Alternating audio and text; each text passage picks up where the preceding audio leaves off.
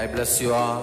Let you all open all your three eyes and manifest the powers of Mahasadashiva. Om Nityananda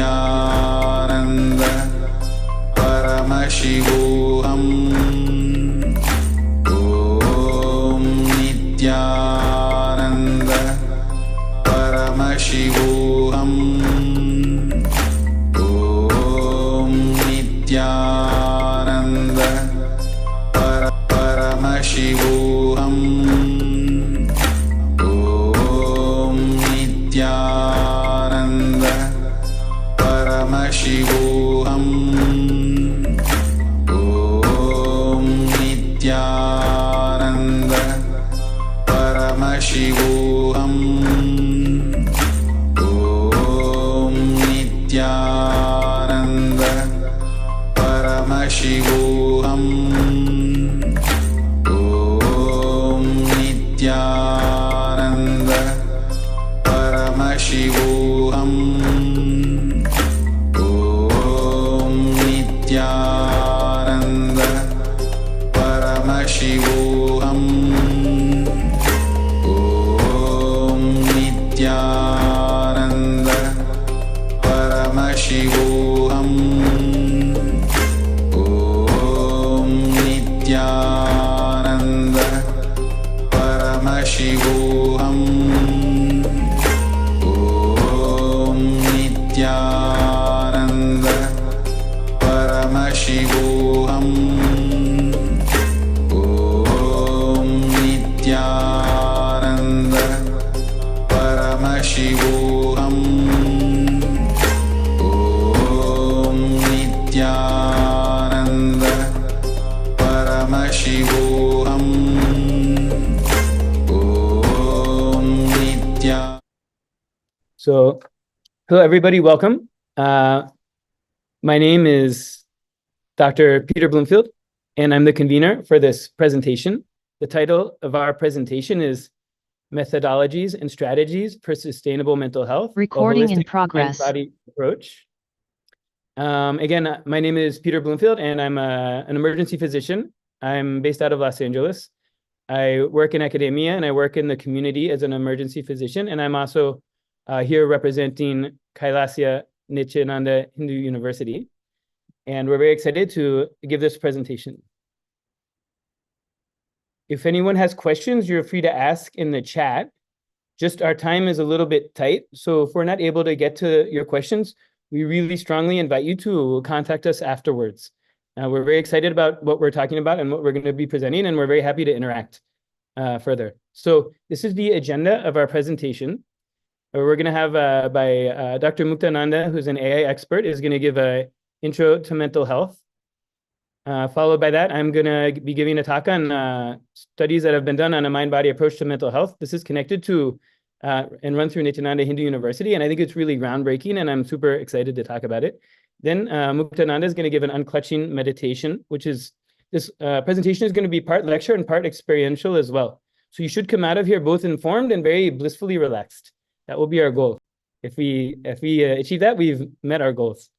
Then Dr. Aranke, who's a practicing neurologist, who's connected with Nichandeshwara Paramashiva Hindu Temple in Houston, and Dr. Sandeep Pandov, who's a hospitalist connected with Johns Hopkins, Howard County, and Dr. Nirmala Shivaji, who's a practicing anesthesiologist, who's connected with Nityananda Meditation Academy, are going to be giving a talk on neuroscientific approach to mental health, and then a discussion about some lifestyle aspects that support positive mental health and higher consciousness. Then we're going to have another experience of pranayama, like a breathing exercise with Dr. Muktananda. And then he's going to give a lecture called Sustainable Mental Health and AI, talking about how artificial intelligence can support sustainable mental health systems. That'll be followed by Dr. Prema Kothandaraman, who's a urogynecologist at the Women's Health Excellence Center. And she's going to talk about women's mental health issues. Then Dr. Patel, who's a psychiatrist who's representing KAILASA Los Angeles and also practicing in the community, is going to talk about mental health and children's issues. And then finally, I'll give a conclusion and a call to action. And for everyone who is able to stay, we're going to have a kriya, which is a technique for stress reduction. That'll be really nice. So it should be a very enriching and enlightening experience for everyone. And we're very happy to have you here. Briefly, this Science Summit is geared at how we can bring new scientific innovations to help the UN achieve its sustainable development goals. We picked goal number 1, no poverty, number 3, good health and well-being, and number 16, peace, justice, and strong institutions. Really, if you look at the sustainable development goals, enhancing mental health will really help assist in achieving almost all of them. So we feel strongly that the work that we have and what we're bringing forth can help the UN achieve its goals and really bring a lot of positive mental health and well-being globally. So we think it's very perfectly aligned with this summit, and we're extremely grateful to the UN General Assembly for organizing this and for having us here. Just a couple estimates, 2.5 to 5 trillion US dollars annual cost of mental health. That's looking at direct costs of clinical care and hospitalization, as well as indirect costs of lost work. And I'm going to posit that the cost of less than optimal mental health is so much higher in terms of lost potential. And that if we really optimize people's mental health in a very comprehensive way, the benefit will be much beyond 2.5 trillion or 5 trillion and really unquantifiable. So now we're going to move, Dr. Muktananda is going to give a brief intro to our concepts of mental health.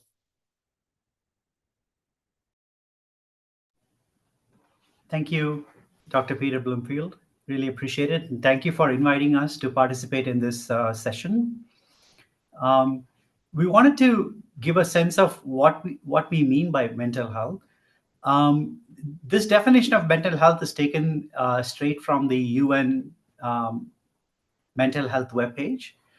Essentially, mental health is a state of well-being where we are able to cope with life's daily challenges, have great relationships on a daily, regular basis, learn to work well, have a successful career. And one aspect of mental health that is very often neglected is realize our full potential. Of course, all of these are super critical, super important, and we tend to focus on coping with daily challenges and relationships more often than not when it comes to mental health, because that's what happens on a regular basis. But to emphasize that mental health is not just short-term, but it's also long-term. And part of our presentation today is going to focus on the long-term, right? So there are 3 aspects to mental health. One is treating after the problem has happened, but 2 important parts of it are being preventative and also enhancing mental health. We'll talk about it briefly. Mental health is one of the greatest challenges of our time. Close to 1 billion people are affected worldwide, and this is from 2019. And all of you know that COVID only made this problem much worse. And today's estimates are probably 1/4 to 1/3 higher than what we saw in 2019. WHO predicts that half of everyone in the world at some point before they reach the age of 75 will experience mental health issues. And that is a huge number, right? That goes into the billions. And those in poverty are 2.5 times more likely to be affected compared to others. And this really says that mental health needs to needs to address everybody, and it affects the disadvantaged people the most. When we normally think of treating mental health, the traditional approach tends to be very much focused on treatment, which is after the fact and super expensive. And it tends to focus on emotional, psychological, and social aspects of mental health. Like emotional means, can we handle stress and emotions? Can we handle anxiety? Psychological is, can we change the thoughts to control thoughts? Maybe think of happier things. It's more like positive thinking. And social is, can we manage jobs and relationships? Can we manage the environment around us? To be truly sustainable, which is what this session is about, I think the traditional approaches have to be sustained with holistic approaches, which are not usually identified or addressed. So in that sense, we not only treat mental health, but also enhance mental health ahead of time and then prevent it from happening. This is far cheaper, more effective, and more sustainable. Instead of just handling emotions, we should handle the source of emotions, address the mind-body system as a whole. And Dr. Peter is going to talk about, have an entire session on how to address the mind-body system. Instead of just controlling thoughts, address beliefs. I think transforming our beliefs from life negative cognitions to life positive cognitions. This is so critical. I'll talk a little bit more about this in a bit. And finally, instead of thinking of mental health as just maintaining and managing the jobs and relationship, think of it as a spiritual quest, right? Realizing our peak potential. That is really what will unleash the happiness within us. Next slide, please. I just wanted to go through some definitions. You may hear these words through some presentations, and I wanted to define them ahead of time. Like, incompletions are any past memory, thoughts, and emotions that restrict our spontaneity in the current moment and limit our actions in the future, which means they are limiting our future potential. They tend to manifest as like strong, low emotions such as anger, depression, agitation. So anytime you feel any of these negative emotions, you're probably experiencing incompletion. And of course, completion is a mental state where we do not have these incompletions. It gives us more freedom, more empowerment in the present moment so that we can reach our full potential in the future. A key part of this is having powerful cognitions, which are deep insights about yourself and the world that help you unlock your true potential by breaking free from limiting patterns. Let's look at this a little bit more in the next slide. So next slide, please. See, powerful cognitions go beyond positive thinking. They go towards transforming our beliefs. Many of us tend to grow up with very limited view of ourselves, not due to our own faults. It's because the world, imagine in a school, a teacher evaluates students. They only have a single way of evaluating students based on their own rubric.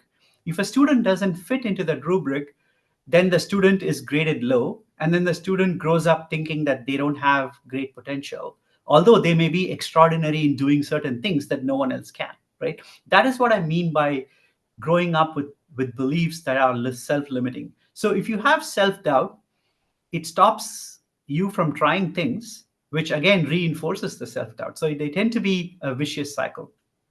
But very honestly, we are capable of extraordinary achievements. In fact, if you look at the scriptures, like the science of enlightenment as a scripture, there is one part which is like talks about extraordinary potentials, like even seeing things while blindfolded using the pineal gland. This actually has been affirmed by research. Scientific research has shown that some people can achieve something like this, which no ordinary person would think of themselves as capable of, but we are capable of extraordinary things. So a powerful cognition would be something that alters how you see yourself.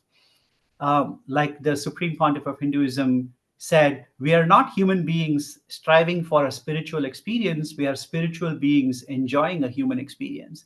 If you look at yourself that way as a spiritual being, then you don't think of yourself as being limited by our humanness, but actually liberated by our humanness. So it's a different way of looking at yourself. Next slide. Great. I'm going to now hand it over to Dr. Peter Bloomfield, and he's going to delve into the mind-body studies. Okay, thank you so much, Dr. Muktananda.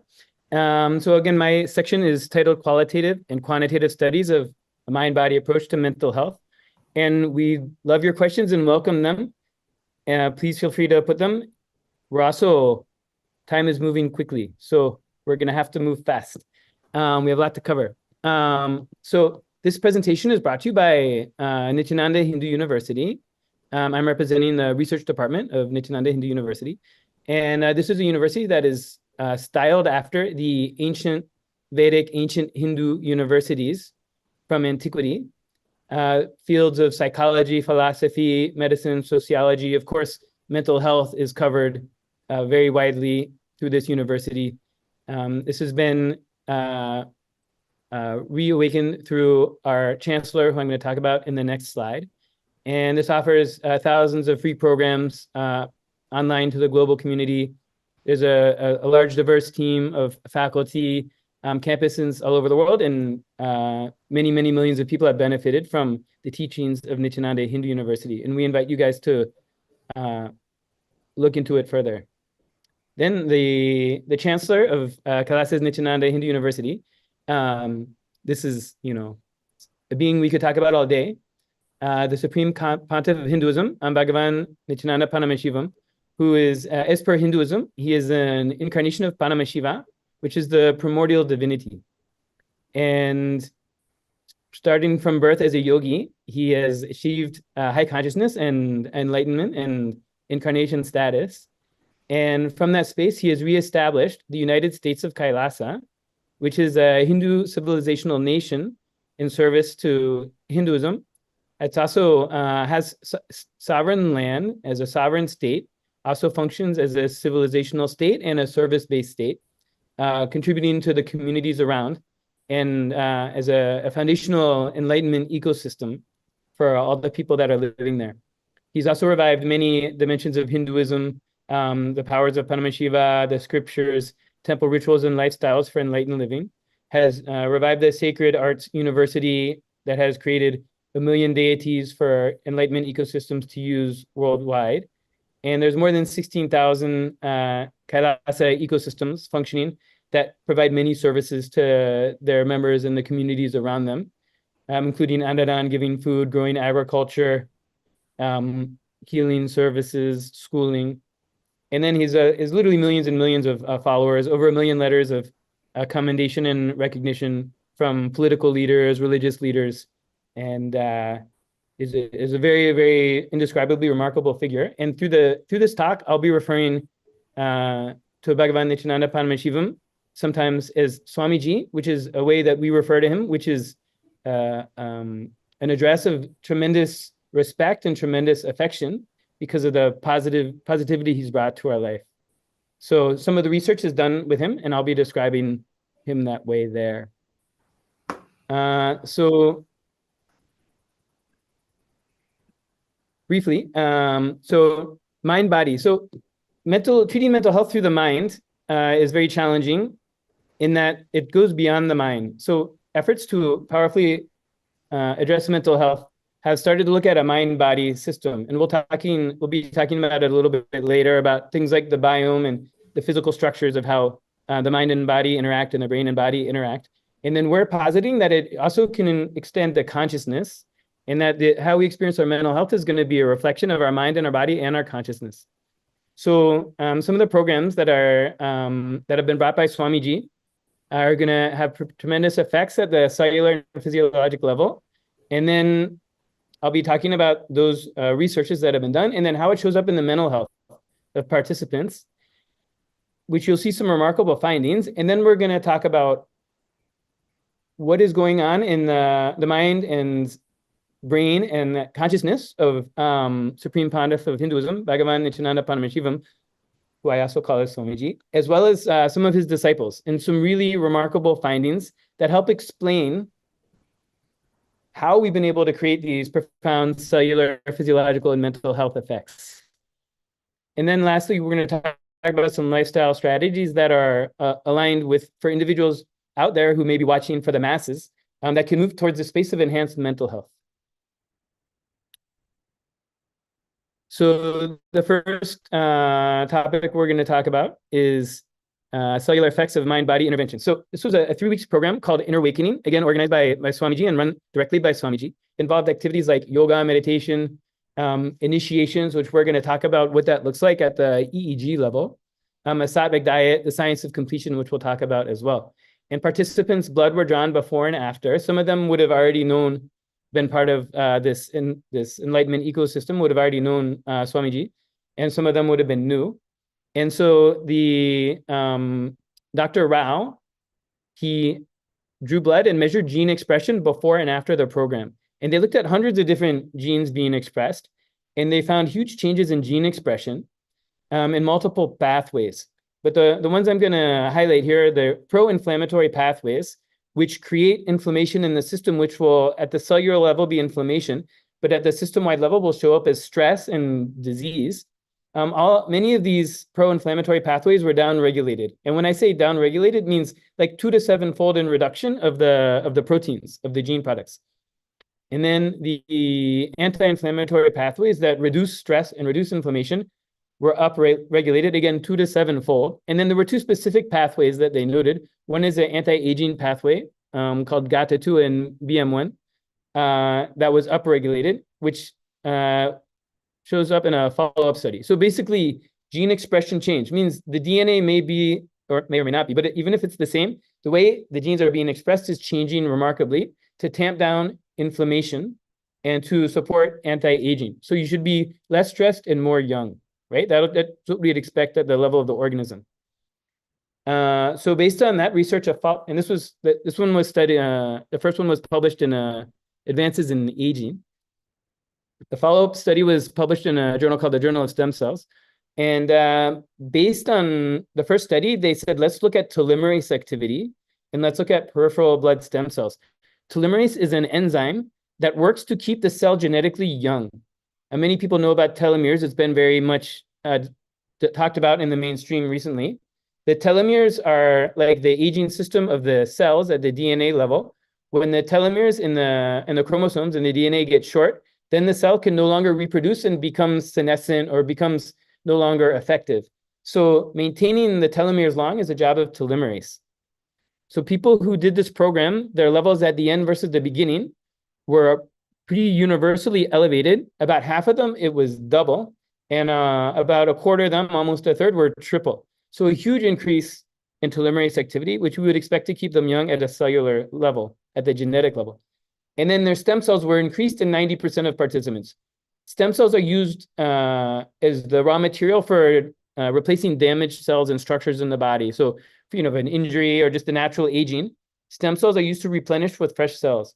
And so an increase in that is going to mean more use at a cellular level. The last thing they did, this was not published in that article, but it was around that time, they measured mitochondrial metabolism through a test called the MTT assay, which is a surrogate for cellular viability, which is specifically a product of mitochondrial metabolism. So mitochondria are the organelles inside the cell that create power for the cell, energy for the cell. And so their metabolism was increased. This is actually not a typo. You see it's 967%. It's not a typo, it's really true. Basically 10-fold increase in mitochondrial metabolism. So you would expect that to show up in a massive surge of energy.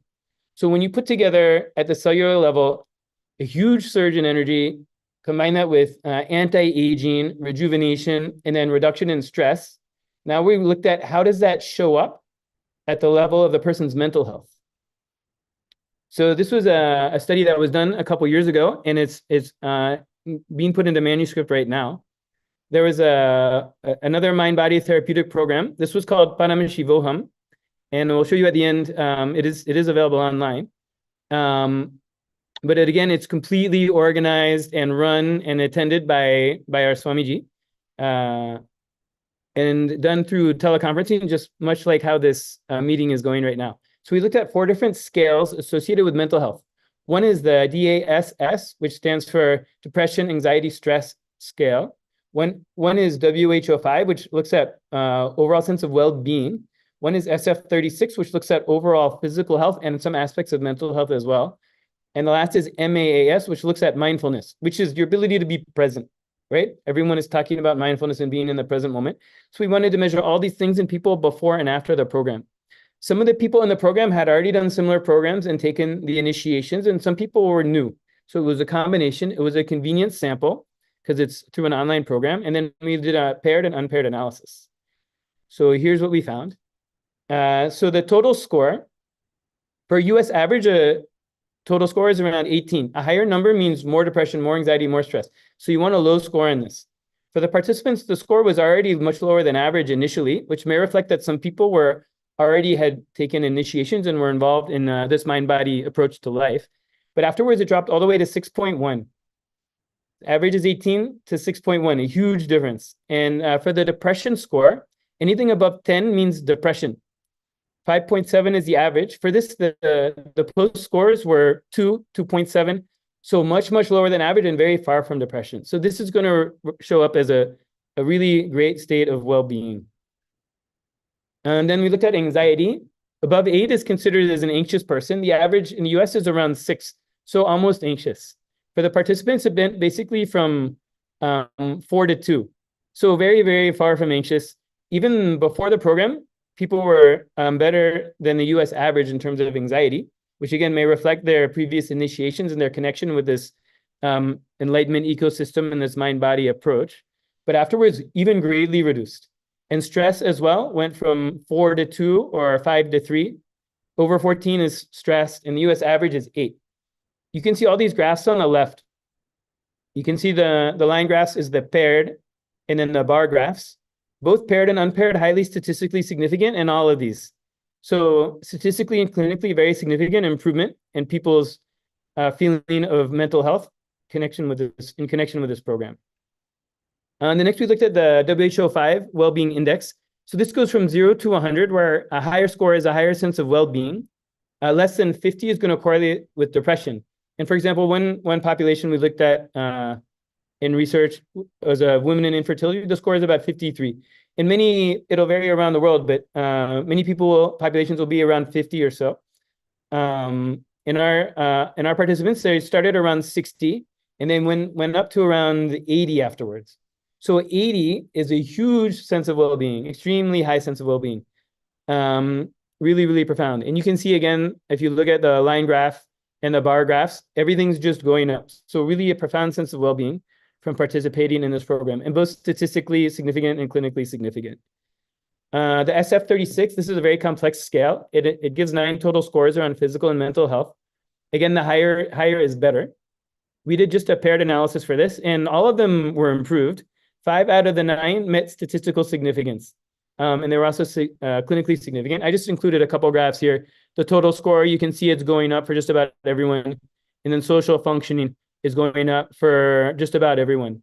So again, increased mental and physical health was seen. And the last one is mindfulness. This looks at the ability to be present. So this gives you a score from 1 to 6, where 6 will be the most mindful, means completely in the moment, completely present. This is a space people aspire to be in. The average for undergrad college students is given as 3.85. For Zen meditators is 4.38. For our group, they started off at 4.29 or 4.25, so almost at the level of a Zen meditator at the beginning.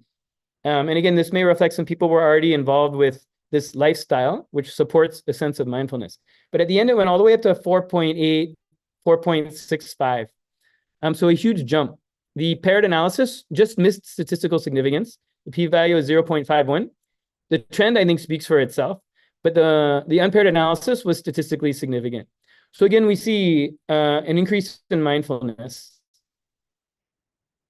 So then the question becomes, what are these programs? What is special about these programs that's bringing these really remarkable changes at the cellular level, particularly the mitochondrial assay? You'll never see anything like that. And all the other changes, the stem cells, the telomerase activity, the gene expression, and then these changes in mental health. So to better understand that, a lot of science has been done with Swamiji, the Supreme Pontiff of Hinduism, Bhagavan Nityananda Paramahansa. So I'm going to talk about a few scientific studies. First one is done with, I'll go as quick as I can, but it's so valuable and so important. I want to make sure we cover things. So Dr. Krishna at a Jim Thorpe Rehab Center in Oklahoma did PET scans and noticed heightened activity in the frontal lobe that he can create at will beyond normal human. A PET scan measures metabolic activity in the body structure being studied.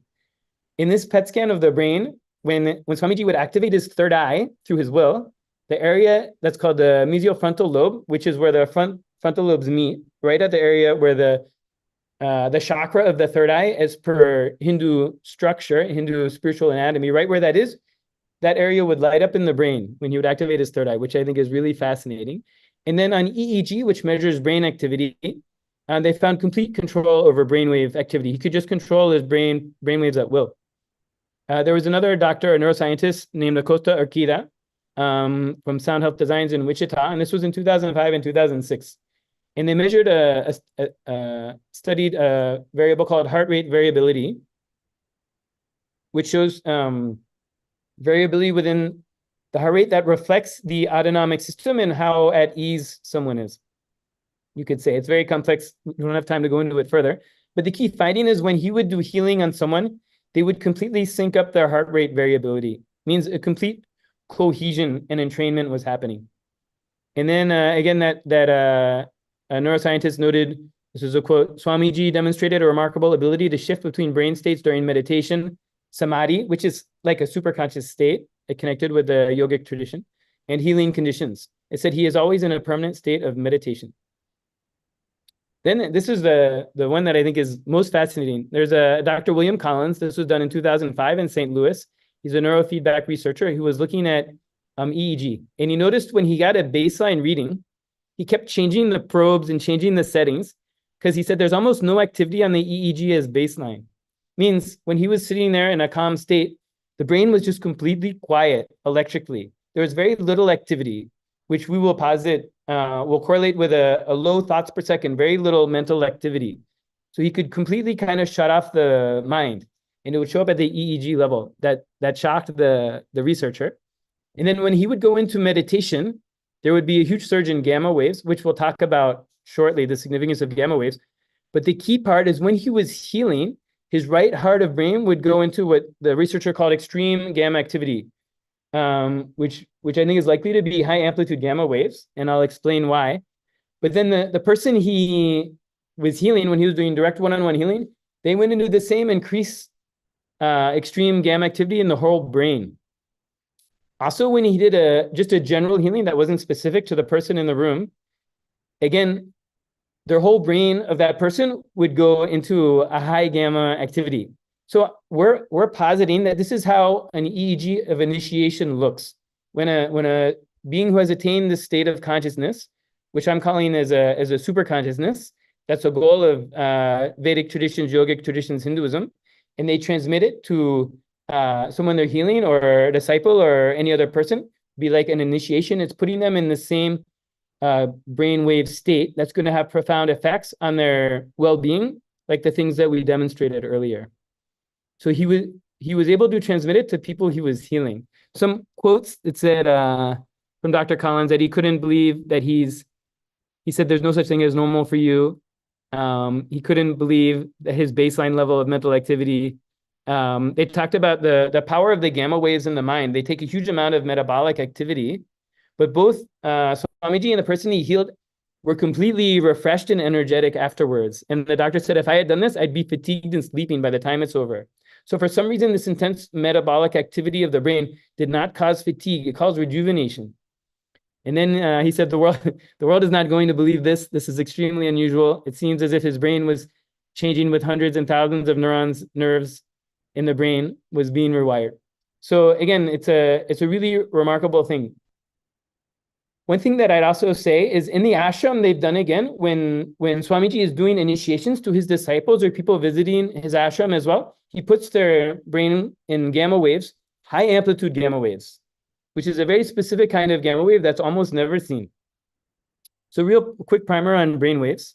Brain waves is the measurement of the electrical activity in the brain through an EEG, which is like an EKG for the brain, electroencephalogram. You can see delta waves are very low frequency waves from 0.5 to 4 hertz on the bottom left. This is like when you're in deep restorative sleep, or if you were like in a coma. Theta waves, these are 4 to 8 hertz. These will correlate if you're in REM sleep, if you're daydreaming, if you're in a deep meditation but not sleeping, or very drowsy. This is what you'll have. Beta waves would be, we'll go to alpha waves here. Alpha waves are the next state. They go from 8 to 12 hertz. This is if you're awake and alert and kind of receptive. Could be a listening state. Many of you guys are in alpha right now. If you close your eyes, you go into heavy alpha waves. And then beta waves would be if you're like taking a quiz, doing a task, if you're at work doing a task that requires your mental activity. It's 13 to 25 hertz. So you'll notice this illustration doesn't have gamma waves. Part of that is because gamma waves, people didn't even know about them until relatively recently, because you normally cannot see them on a normal EEG. They were normally detected with something called a QEEG, where you take a computer and look at the raw data and see tiny little, very, very low amplitude up and down high frequency waves that you can't really see with your naked eye, but the computer can calculate them. And they've been shown traditionally in everyone's brain a little bit. When people have a stroke of insight, like the light bulb goes off, there'll be a little flash of gamma activity, but just for a second, and only when that insight strikes, which you can't bank on, right? It's like when the muse speaks to the artist, like that. It's also connected with enhanced creativity. Interestingly, in populations and individuals who have very little baseline gamma activity, they're much more likely to develop Alzheimer's dementia.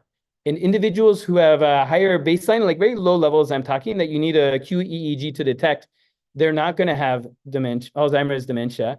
And even in animal models, they've showed if they can induce gamma waves, the plaques and tangles that you see at the cellular level of dementia start to get cleaned up.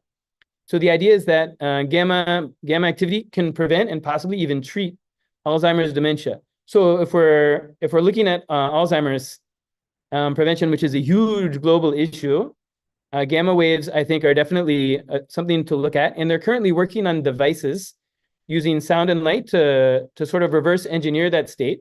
We would posit that it can also be created through spiritual activities and mind-body interventions. The last group I'll talk about is long-term meditators. These were Tibetan Buddhists that have been meditating for 10 to 20 years, like their whole lifestyle was meditation. Like monks that would meditate for 6 hours a day, or a huge amount of meditation. This came out in 2004 by Dr. Davidson in Wisconsin, a really breakthrough publication. When they would go into a oneness and compassion meditation, they could go into sustained gamma. That's the only other time that I'm familiar outside of Swamiji and what I'm going to talk about that we've seen sustained gamma. But it was in long-term meditators while they were deep in meditation. So what we've seen that's unique and different, and that I've not seen described anywhere else, is our Swamiji can himself go into gamma at will, and he can transmit it to others at will, both through healing and through initiation. That itself is remarkable, and it speaks to the power of the programs and how the mental health of whole communities can be uplifted that way. What is even more exciting to me, and I've been personally had the opportunity to do EEGs. Some of his very high-level disciples are developing this capacity, which means this level, which we're positing as a space of super consciousness, very high level of consciousness that correlates with concepts of enlightenment that have been talked about throughout history. This level, this capacity can be built in people and built in large groups of people over time. So this is raw data of an EEG of a very high-level disciple of Swamiji, and you can see gamma activity is over 30 oscillations between these two lines is 1 second. You can see the whole brain is in gamma. And this person can go on and off at will at any time. While they're talking, while they're doing anything, they can just do it at will. They describe intense bliss associated with that, intense oneness. I've also seen another disciple who can do slightly lesser at will, and I've seen a few others that go into a very high beta, almost on the cusp of this, that's extremely atypical for normal beta activity. So I see this as progression in their capacity to reflect this state of consciousness in their spiritual growth. And so they would do this by connecting with Swamiji, connecting to a state of oneness, doing things like blindfold reading and materializing. These are yogic shaktis that are beyond the scope of this presentation. But while doing these things, they'll describe a very low TPS, which again, TPS is thoughts per second, means completely quiet mind. And their whole sense of space, which is completely spacious and unclutched. So we're really excited about this. I think it has tremendous significance for humanity on many levels.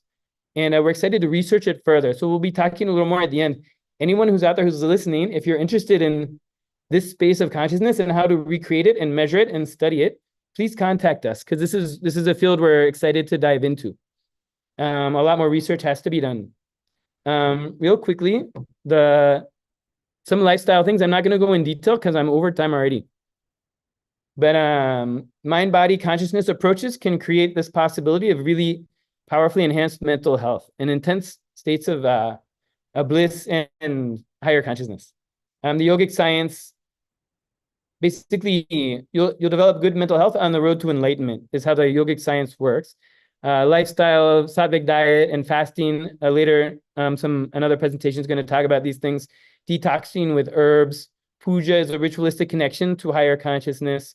Yoga pada, yoga and pranayamas and meditations and kriyas. We'll be doing all of these experiential in this presentation.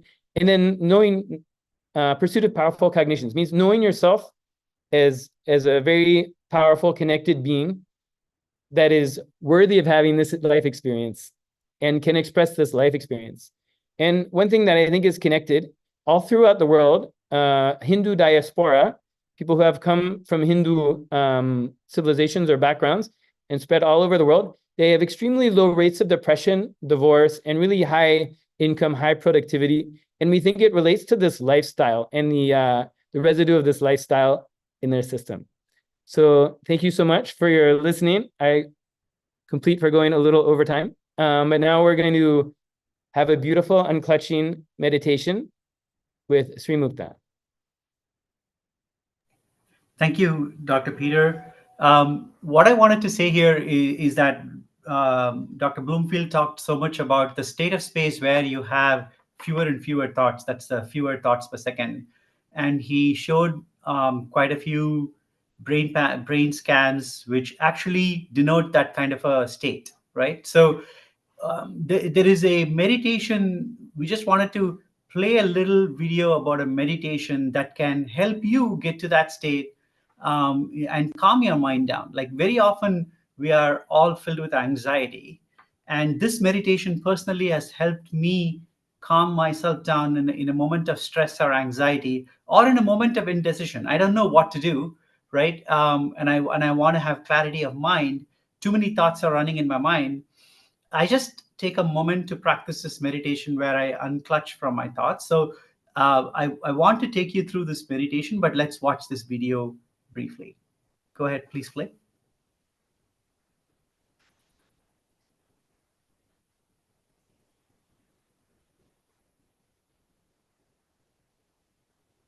Audio is not it's not audible, Peter.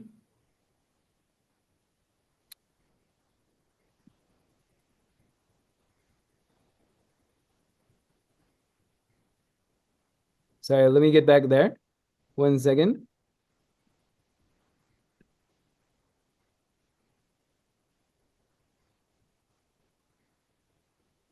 It should be audible now. Nothing can be compared to the unclutching. I'll just put the whole unclutching in one line. Listen. Decide not to engage or continue, create, maintain, fight, destroy, play with any thinking process in you. That's it. Do not create, sustain, maintain, fight with, try to destroy, anyway engage. Do not do anything with your internal thought process. Just unclutch. And I tell you, it will develop such powerful will persistence in you. Such powerful will persistence.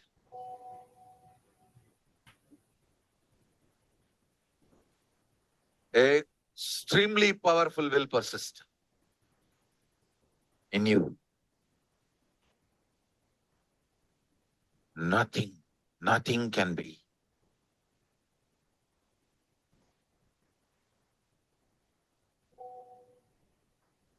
Compared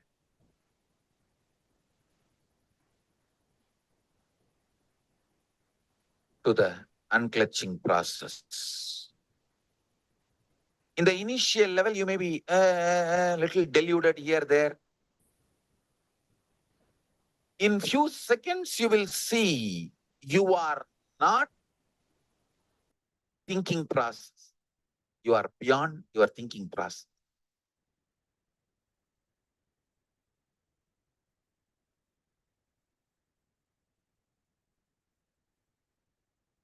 You will sit with yourself in a very matured way, highly matured way.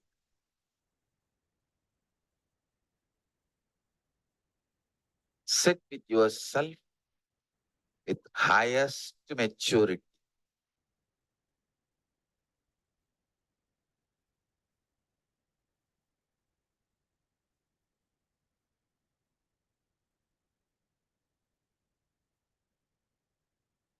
That is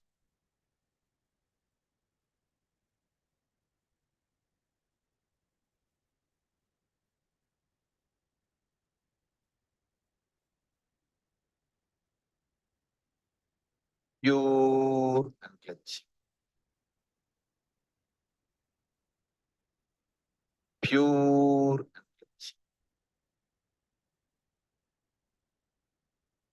Sit straight, close your eyes, unclutch.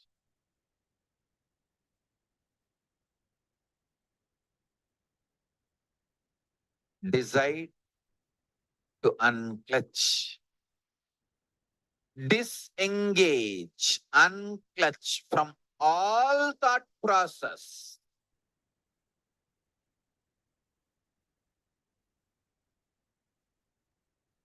Creating, maintaining, destroying, fighting, engaging, all thought process. Unclutch from all thought process. Just sit, be unclutched.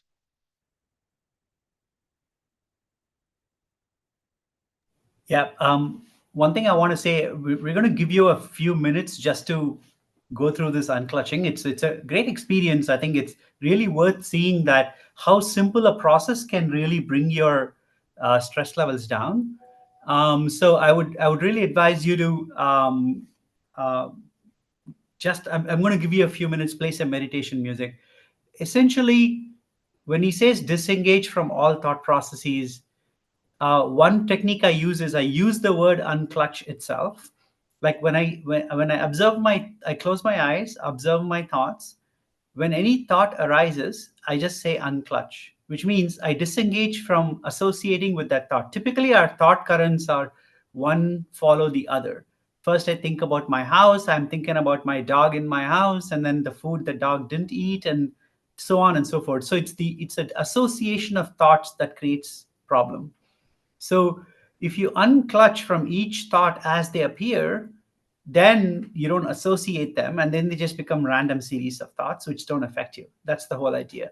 So initially, you can use the word unclutch, and but after a little while, you can just unclutch without using that word itself. You would see that. So just close your eyes.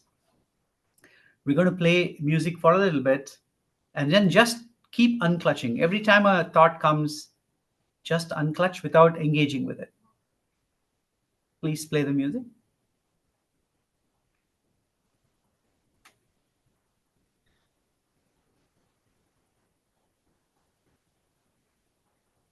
Peter, we're not able to hear the music. It's playing here. It's just flute-like. You hear that? Yeah. Do you want to share? You able to hear it? No.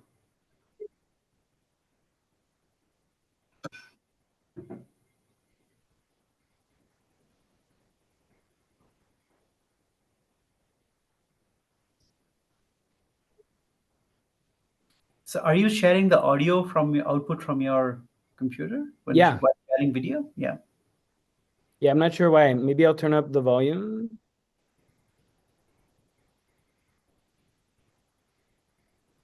Are you able to hear it now? No.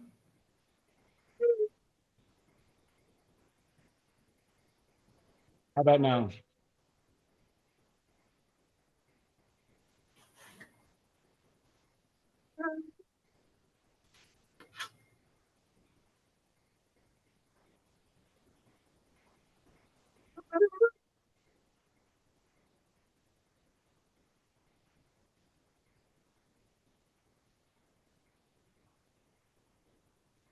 You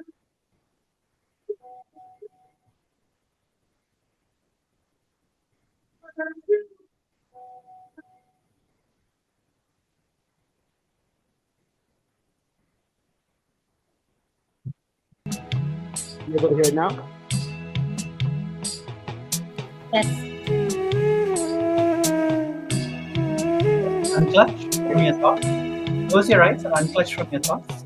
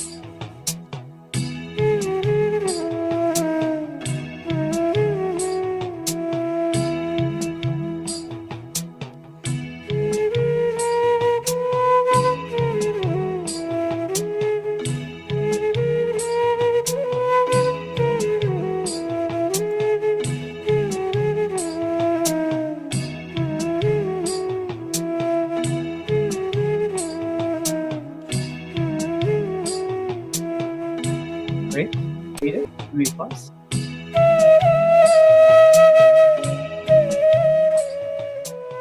Awesome.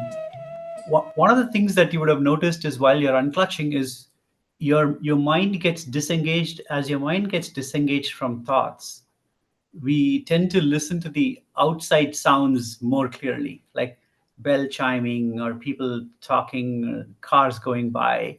That's a positive sign. But understand that even those are thoughts. And next time you try this, unclutch from those also. And when you start unclutching from those thoughts, you will start listening to more of your inner sound, like your breathing becomes more visible to you. Sometimes the blood pumping through your heart becomes more audible to you. Unclutch from those also. So there is as you hear things, those are also thoughts. They're triggering thoughts inside of you. So next time, just keep unclutching deeper and deeper, and you'll see this deep sense of silence coming in. So it's a great technique. You can try it anytime. There's no specific time or place where you should do this. You can do it anytime. With that, I'll invite Dr. Aranke and Dr. Sandeep and Dr. Nirmala to take us on to the next session. Thank you. Good evening, everybody. I'm Dr. Aranke. I'm a practicing neurologist in the U.S. In Augusta, Georgia. And I will be sharing a little bit about findings on neuroscience and depression, as well as positive findings in lifestyle measures such as yoga and meditation. So next slide. So the brain plays a very important role in regulating mood and cognition, not only through activity of certain brain structures, but also pathways or circuits of communication between different brain regions are important. I'm going to be showing how, so at this point, studies in depression, yoga, meditation have, kind of quantified the mood based on validated scales, looking at anxiety and depression.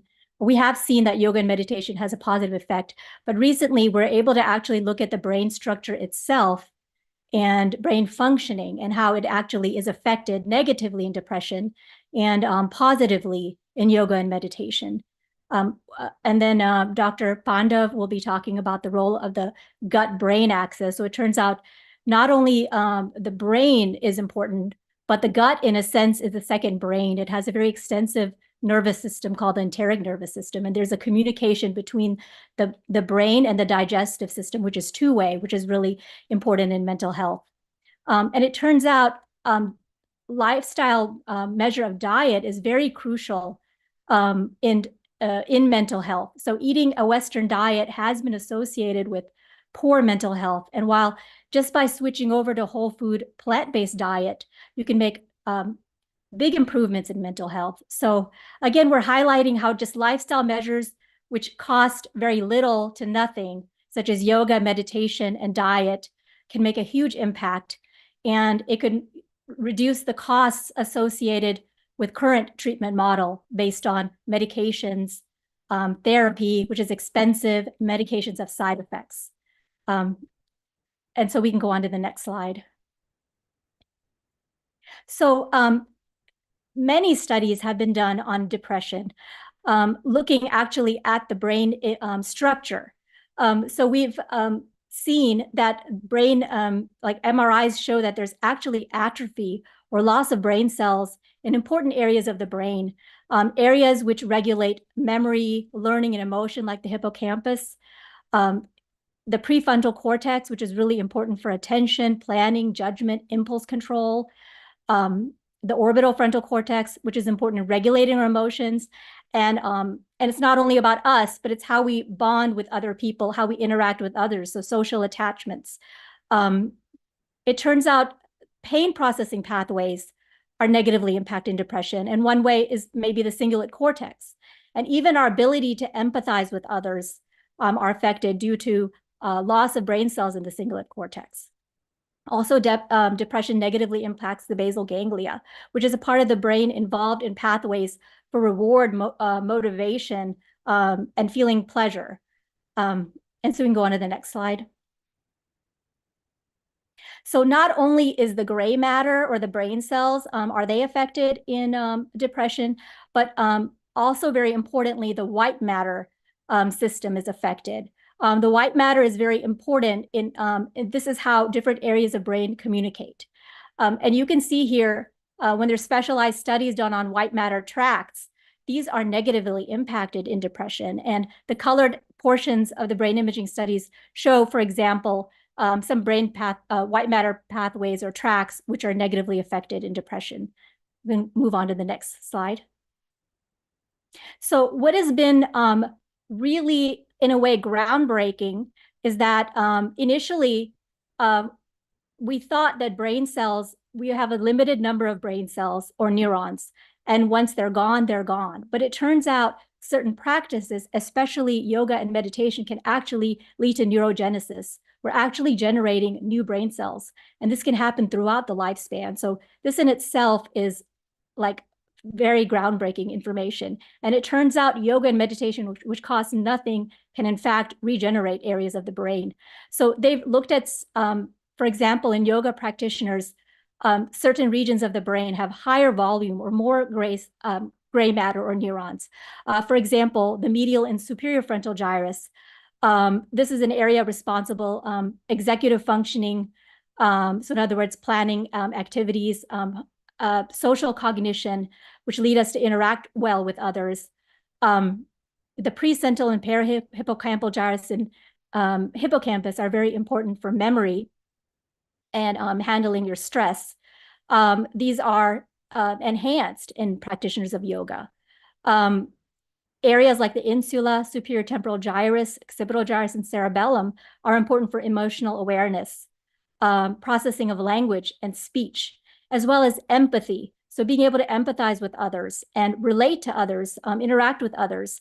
All of these areas are very important for that. And these are enhanced with increased amount of brain cells in yoga practitioners. Very interestingly, there's an area of the brain called amygdala, and this is involved in processing fear pathways.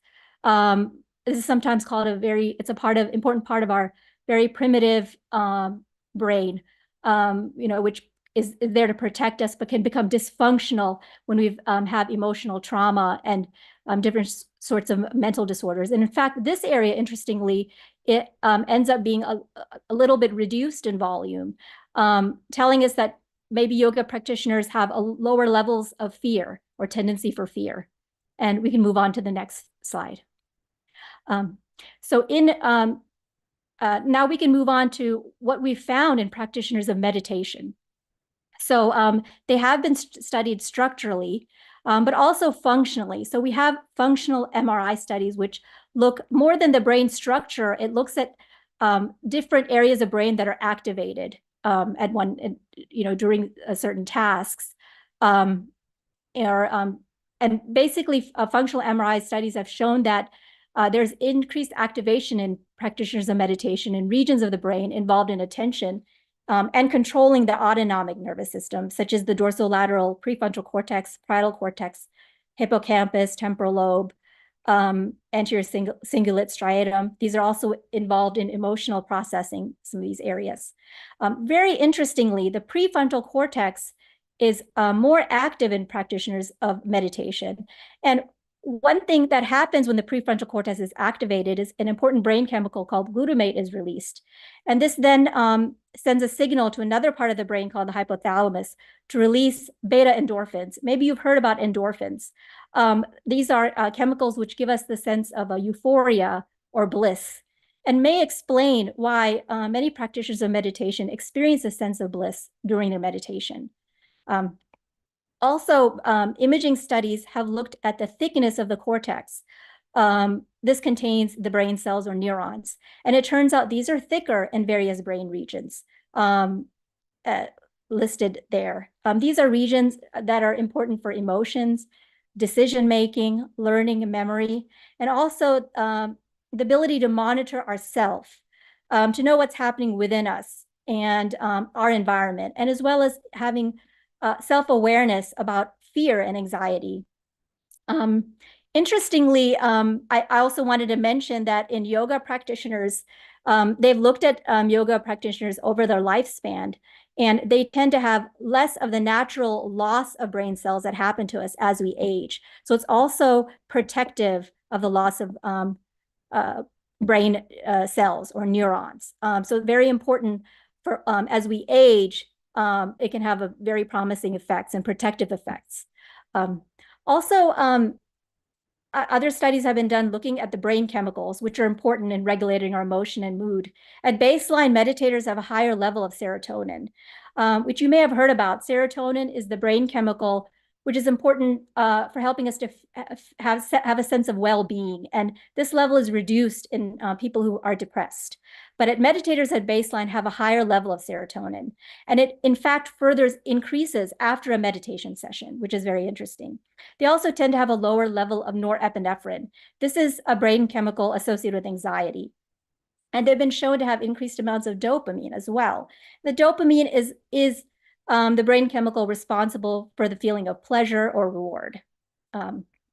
Interestingly, studies in both yoga and meditation practitioners have shown that they have lower levels of a very important hormone called cortisol. This is a stress hormone released at the time that we're stressed out. You may have heard of the flight or fight response, and so this is released. And unfortunately, what this does also is this leads to a cascade of other events in the body, including more inflammation, which ends up increasing risk for various health problems that we see today, such as high blood pressure, diabetes, heart disease. There was a very interesting study they took up people who were depressed and put them through a 12-week program of yoga. And they measured their amount of anxiety and depression before and after, and looked at a brain chemical called GABA, which is very important for regulating our mood and reducing anxiety. And they showed there was a significant improvement in the amount of anxiety and depression that they were experiencing before and after, to the point that many were no longer depressed. And the GABA activity was boosted basically to the same level as people who were healthy and who did not have depression. So this is all very promising findings. You can move on to the next slide. I'll invite Dr. Pandav to discuss the next few slides. So Dr. Pandav will discuss these slides quickly, and then we'll have a very short video and short discussion to follow. Thank you so much, Dr. Pandav. Hi, this is Dr. Pandav. I practice in the US near Baltimore. And thank you, Dr. Shachi, for the input. Basically, the gut-brain axis is a very important axis. You know, these days, there's a buzzword, healthy gut microbiome. So before we talk about that, we should know what gut-brain axis is. So basically, the brain is connected to the gut by a vagus nerve. So what it means is what happens in the gut affects what happens in the brain. So the next question comes is, how can we impact the gut in a best possible way? So, you know, the whole food plant-based diet, which is called Sattvic diet, which basically comprises of fruits, vegetables, whole grains, legumes, beans, and least amount of unprocessed food and meat. So this is what whole food plant-based diet is. We also call it Sattvic diet. So what essentially this diet does is, it is high in fiber, high in antioxidants, high in polyphenols. So basically what it does is, it fuels the healthy bacteria to grow maximally. So when that happens, it produces neurochemicals like serotonin. So these send signal via the vagus nerve to the brain, so reducing the anxiety and depression. So this is one impact. And the second impact it does is that it improves the bowel movements. So basically what it does is, since it is high in fiber, so people get relief from constipation. And so there is less of inflammation in the gut lining. So it reduces all the inflammatory bowel diseases and as well as the autoimmune diseases. So in nutshell, basically, the healthy microbiome is caused by whole food plant-based diet. Next slide. This just goes over a few things. Microbiome, the gut plays an important role in the gut-brain axis, as I talked about. And it produces neurotransmitters like serotonin, dopamine, glutamate. And microbial composition is crucial. Some contribute to good mental health and others are detrimental and it names few of the bacteria. And also it has positive impact by regulating taurine, cortisol, metabolic pathways, and short chain fatty acids, reducing stress and anxiety. And last thing I already told, the whole food plant-based diet. The next slide. Well, you can go very quickly over this, Pandav. I believe we have a video and then a discussion, so you can go very quickly. Oh.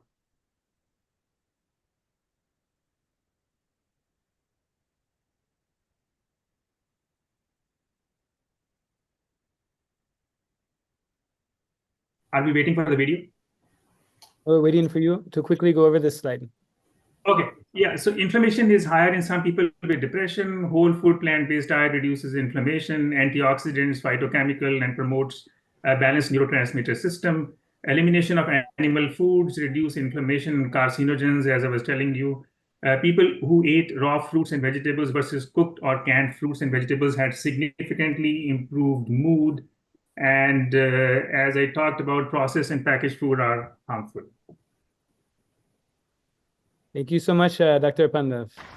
Actually, Thank you. plants are also life, no doubt, but they have not developed a biomemory where the pain is stored and gets inside your system and creates pain. No. So if you consume them, if you consume plants, vegetables, there is no pain going inside your system along with it. There is no biomemory going inside. Pure energy, food, only that goes inside. But with the animal, the muscles have a capacity to store muscle memory and biomemory. So when the animals are killed, they leave a tremendous pain, suffering. They are not going to say, let the whole world be blissful and die. No. They leave so much of suffering and die that gets recorded in that muscle memory and biomemory. When you eat that, you will fall into depression for a small reason. Your husband late from the office for 5 minutes is enough to make him as a late husband. Understand? No. For a very small reason, you fall into depression because your biomemory is prone to depression. Understand, when you are eating the dead animal's flesh, you are also eating the muscle memory, biomemory recorded in it. That becomes part of you. You become prone to that pain. You become prone to that pain. That's the reason I request you to be a vegetarian.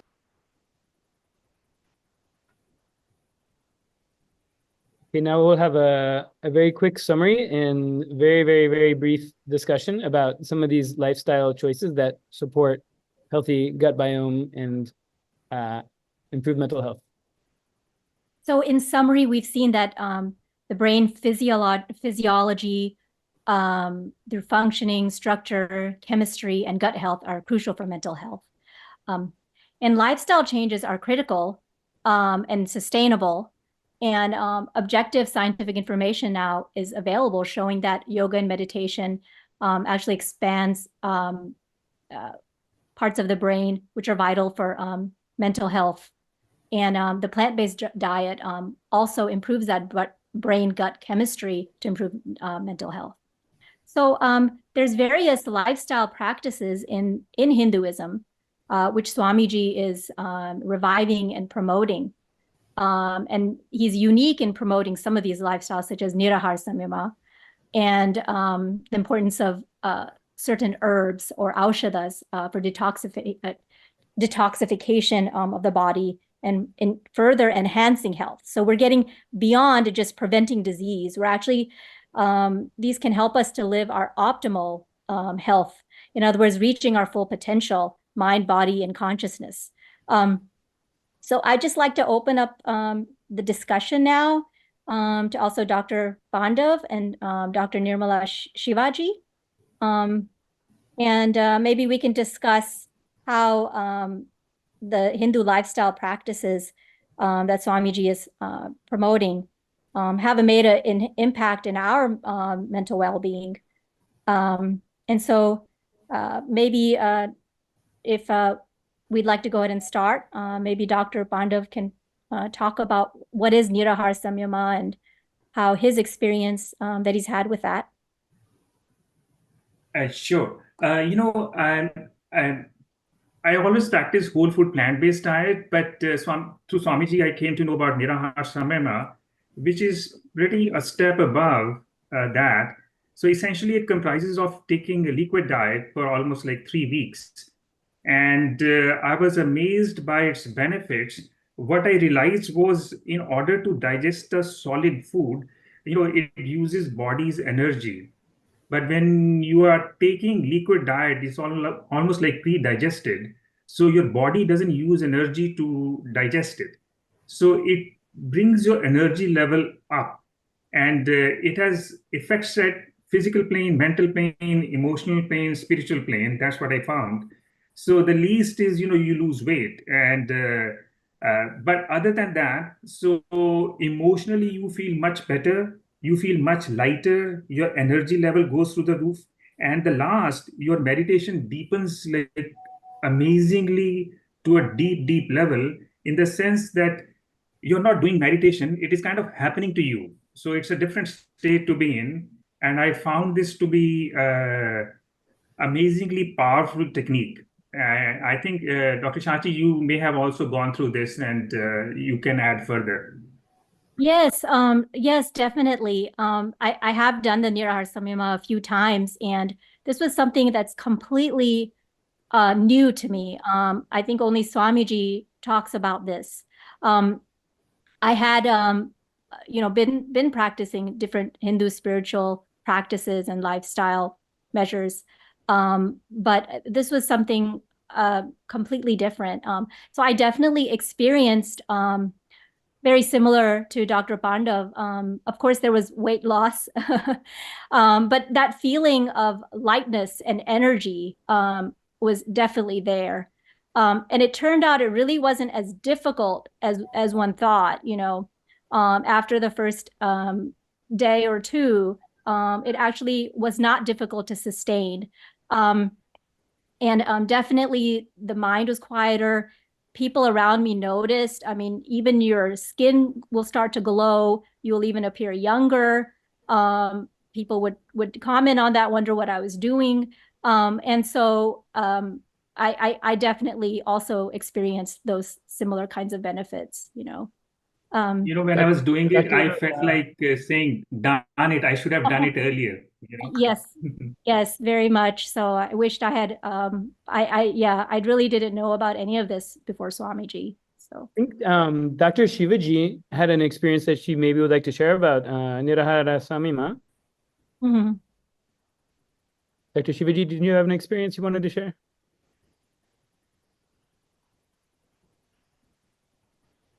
I think you're muted, Ma. Dr. Shivaji, you're muted. Sorry. So sorry about it.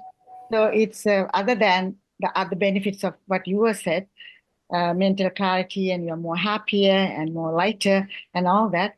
What happened was I used to get every summer allergic reactions. So when I go to the garden, even the lawn, I'm really very bad allergy. So I had to take antihistamine all the time. And it actually affected my work style as well. So it was, I think, about 12 years ago, Swamiji introduced the Nirahara Samyama, 12, 13 years ago. The first time I did the Nirahara Samyama, after that, it's completely gone. I don't take any antihistamines. I'm completely, and after that I did 2 times of Nirahara. Even with the first time, it disappeared. I thought this is, it's being a doctor and being an anesthesiologist using all the time antihistamines on patients. And it was so good. And I used to tell everybody, about the Rahara Samyama. This is my personal experience about that. And then, are we going to talk about Aushadha? Integrated I'll just jump in, Ma. Dr. Shivaji, thank you so much for sharing that. I know there's so much more to talk about. We're going to talk about Aushadhas, Harataki, a very powerful detox herb that Swamiji has recommended for us. And then Nitya Yoga is a yoga that conceived by Swamiji that has 12 components, 12 aspects of yoga, which is very unique. And of course, other yogas are also part of this lifestyle. And so thank you so much, you guys, for this discussion. We could discuss so much longer. We've met some time constraints. So we're going to move on to the next session, which is a pranayama breathing exercise. Thank you so much. Thank you.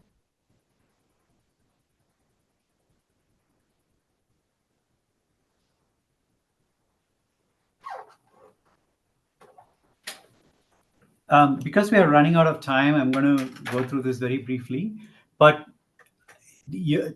what Dr. Aranke and others like Dr. Pandav, all of them discussed, is that it's a simple change in lifestyle can lead to an amazing improvement in mental health, in physical and mental health. And part of changing lifestyle is not only practicing yoga, and unfortunately, we're not going to be practicing any of the yoga asanas today because it's difficult to demonstrate in this particular venue. But we can try a couple of pranayama techniques that can work for you. And these are simple techniques that can cool us down, make us reduce the anxiety, de-stress us. And so I'm going to teach you a couple of pranayama techniques, which will be actually useful later when we go further in this program. So simple technique is called Shitali Pranayama, and references are given here. These are all scriptural references.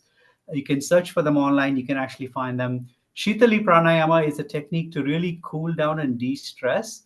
So it's a very easy technique. Sit up straight and roll your tongue. And roll your tongue and just put it outside of your mouth just a little bit so that your tongue is sticking out like this. And then deeply inhale through your tongue and then exhale through your nose, right? Like this.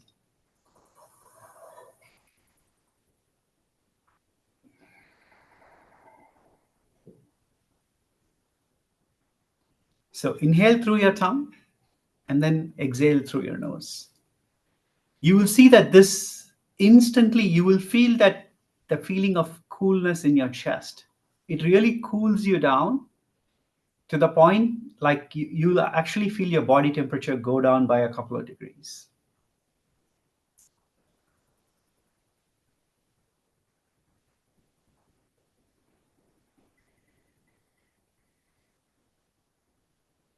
The deeper you do the inhalation, the deeper the cooling happens. And you will actually feel it in your chest, in the middle of your chest. If you don't feel it, try breathing in a little bit more deeper. Continue doing this.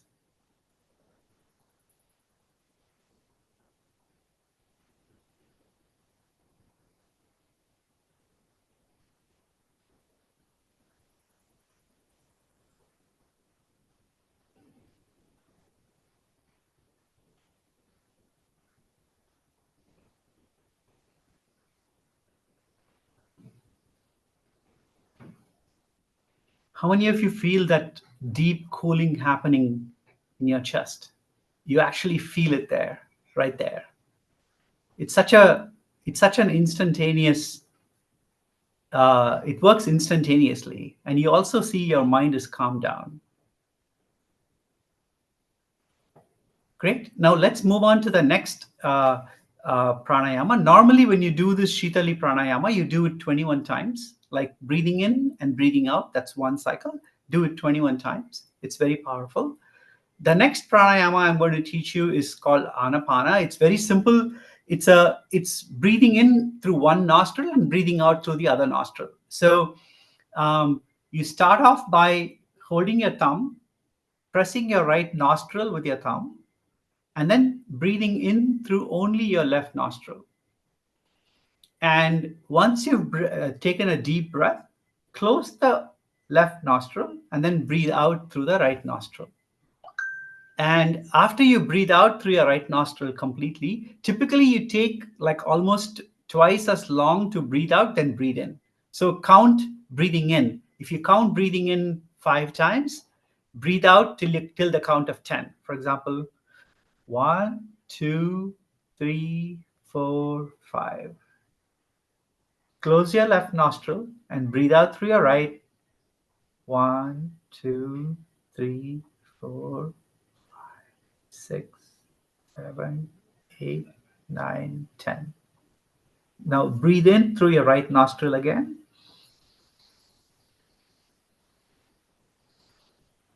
And breathe out for the count of 10 through your left nostril.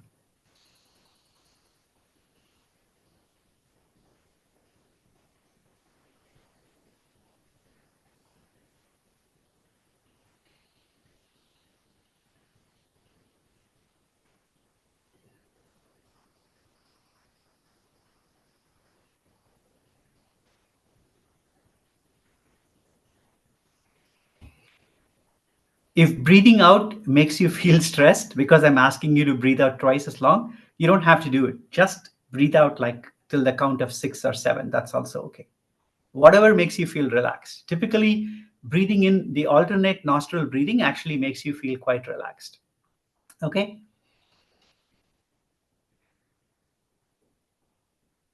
Let's move on to the last technique. The last technique is called Brahmari Pranayama. It's an amazing technique to clear your mind of anxiety-inducing thoughts. And Swamiji has given this reference. And this reference, you can go search for it online. It's a humming meditation. Essentially, what you do is you hum. Typically, you have to close your eyes, nose, and mouth, and then just hum. So right now, I'm going to only teach you the humming part. Just close your eyes, take a deep breath, and then hum deeply and intensely without stopping. Like as long as possible, just hum. And then when your humming stops, take a quick breath, let the natural breath happen, and then start the humming again. So for example, it sounds like this.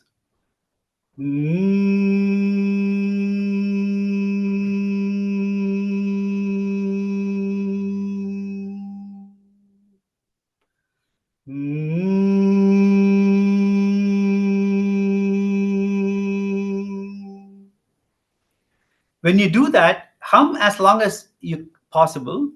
When you take another breath and hum again, very soon you will see that the hum is one continuous hum. You hardly notice the difference between one hum and the next. And you will start feeling in the center of your forehead, you will start feeling a constant buzz. And that buzz will start clearing out all the thoughts in your mind.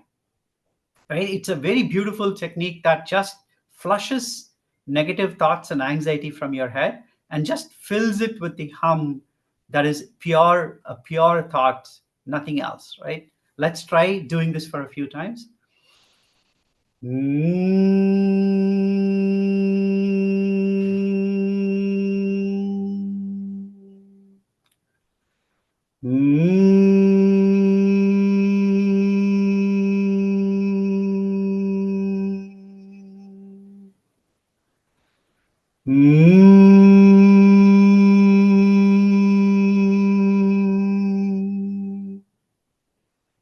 Now, while you're doing this, for a more intense hum, you can actually close your ears also. Like put your fingers on your earlobes and close them.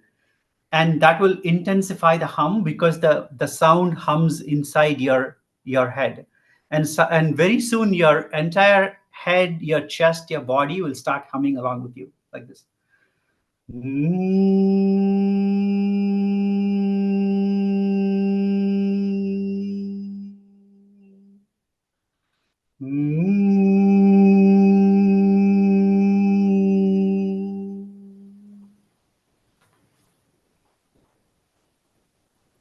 humming for a while.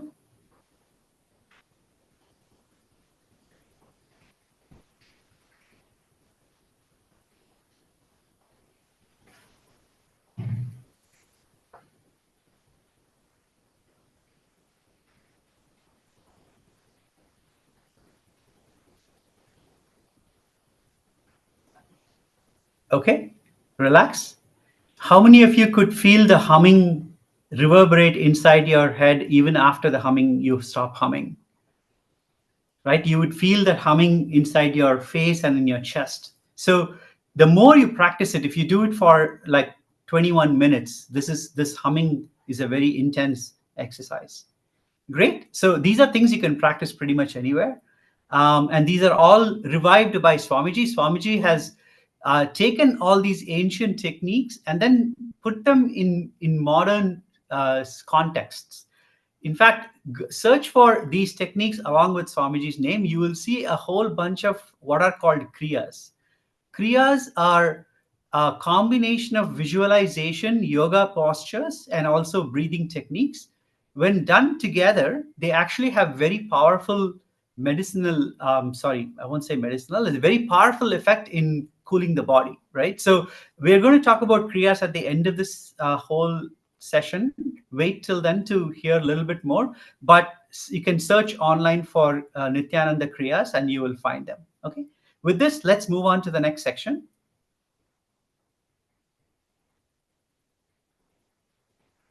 Okay, here I'm going to talk about sustainable mental health and AI. I have practiced, AI for a very long time, and I've applied AI to multiple different domains. And most recently, I've applied AI to education. And AI is an amazing area which is useful in mental health. Next slide. And the key challenge here is scale. Like sustainable mental health requires scale, and millions need help with anxiety, loneliness, and depression. But the primary challenge is lack of access to resources. And it's like the people who are in poverty, the people who really who suffer more often from mental health issues that, like we shared before, are the ones who are unable to access such resources. At least one thing that everyone needs, like people need a spiritual solution for mental health. And if you think about it, an everyday companion, which is easily available at their fingertips to handle emotions on a daily basis, but maybe even answer bigger spiritual questions, right? And one thing that everybody or most people have at their fingertips are low-cost phones nowadays.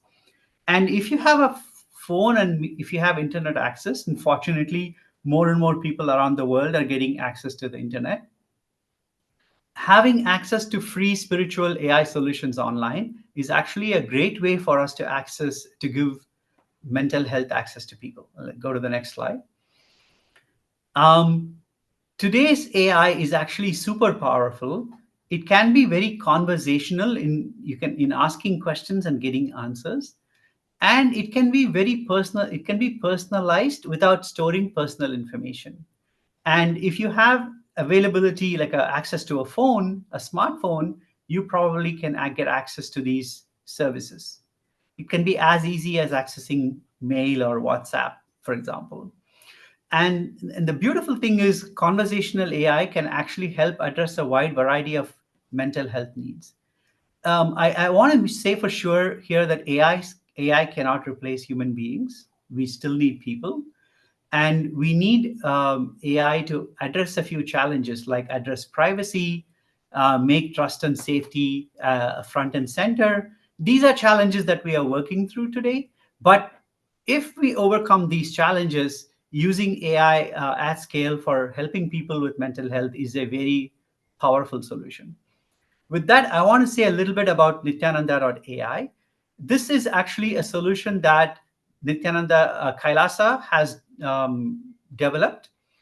as a scalable solution for people to ask questions and get answers. It's very easy. Go to nityananda.ai, or you can use the barcode that's available on the screen. And it's a great, you have to sign in for you to get access, but it's an amazing resource that is available to everyone. This uses the entire spiritual resources of the world, especially the teachings of Swamiji. Swamiji is essentially teaching the fundamentals of enlightenment science, or the science of happiness, as taught by Hinduism. So this Nityananda.ai has the entire access to his teachings and the science of happiness and the science of enlightenment as taught by Hinduism. And it can answer questions from that perspective. So with that, let me show you a screenshot. I didn't have time to go through extensive demo because it can take time. But here I'm going to show you a demo. This is like a video that I captured on my real demo. I captured a video. For example, I'm asking the question, whenever I even stay at work a little bit late, I notice that I'm very anxious about how my wife will feel. What do I do about it? This AI makes use of the, if you can pause the video here, Peter, just for a second. It uses the core principles that Swamiji is taught in terms of what spiritual principles are for living, like authenticity. Authenticity is living to the highest potential. Responsibility is feeling like everything in and around you is under your control. Being integrated is all about being integrated to your thoughts and actions. Enriching is about making sure others are in this state of enlightenment along with you. And completion is what I defined before, right? So it uses these principles to help walk through someone who thinks they are a bad mother because they are spending time at work and not being able to come home. It talks about how being a bad mother or bad wife only arises from separation between these two responsibilities, and understanding that these two are both parts of you. And if you understand it from that wholeness perspective, you can actually handle the situation in a much better way. So it's a very powerful message that it helps you understand that you are a whole and you can't divide yourself into different personalities. Can we press play again? The next question is about, I'm just highlighting the different areas. The next question about someone saying, my sister and I are grown up. Whenever I ask my sister to spend time with me, I feel disappointed, and she wants to do things that are different from me. What do I do? So this now addresses how to think about this in a self-reflective way, how to introspect into the source of where this challenge comes from. Why do you feel unimportant? Why do you think your sister should do what you want to do, right? And encourages open communication, understanding that you may not be able to spend too much time, but think about it as quality time, and also cultivating this idea of self-worth, which can lead to a challenge. So press play again, please. And the final example is about about facing stress and suggesting yoga and meditation techniques. If you can fast forward this, maybe 10 more seconds. Yeah. So the next example is about, oops, we went too far.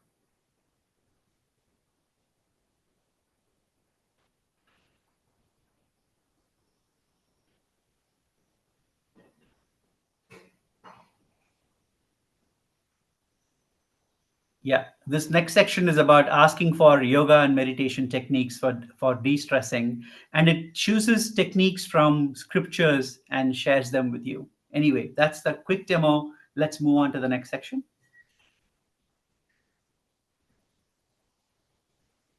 Okay, now I hand it over to Dr. Prema Kodanraman to talk about women's issues.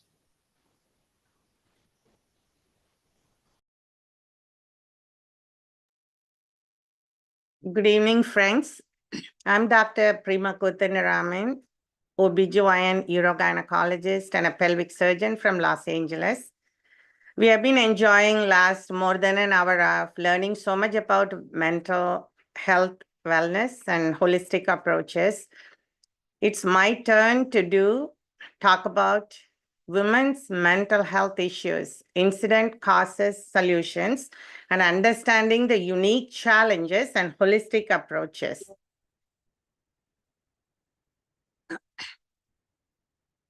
The National Institute of Mental Health here shows the incident of mental illness among women. 1 in 5 women experience a mental health issue every year. Women are diagnosed with anxiety and depression twice as men. 25.7% of young women report having self-harming at some point. If you look at here from 2008 to 2022, the incidence of mental illness among women is increasing. It's pretty alarming. Mental health issues can affect anyone, but causes to women are very unique. Hormonal changes during menstruation, pregnancy, postpartum, and menopause can significantly affect mood and mental health. Reproductive health issues like polycystic ovary, endometriosis, infertility can lead to stress, anxiety, and depression. Gender-based violence, women are more likely to experience domestic violence, sexual assault, and emotional abuse. Social pressures and roles, women often face societal expectations to fulfill multiple roles like caregiver, professional, and homemaker. And body image issues like living in the era of social media on beauty concepts and appearance leads to eating disorder, low self-esteem, self-denial, and self-hatred. Discrimination and gender inequality, experience of sexism, workplace discrimination, and the gender pay gap can lead to chronic stress. Relationship dynamics, women often become on emotional labor.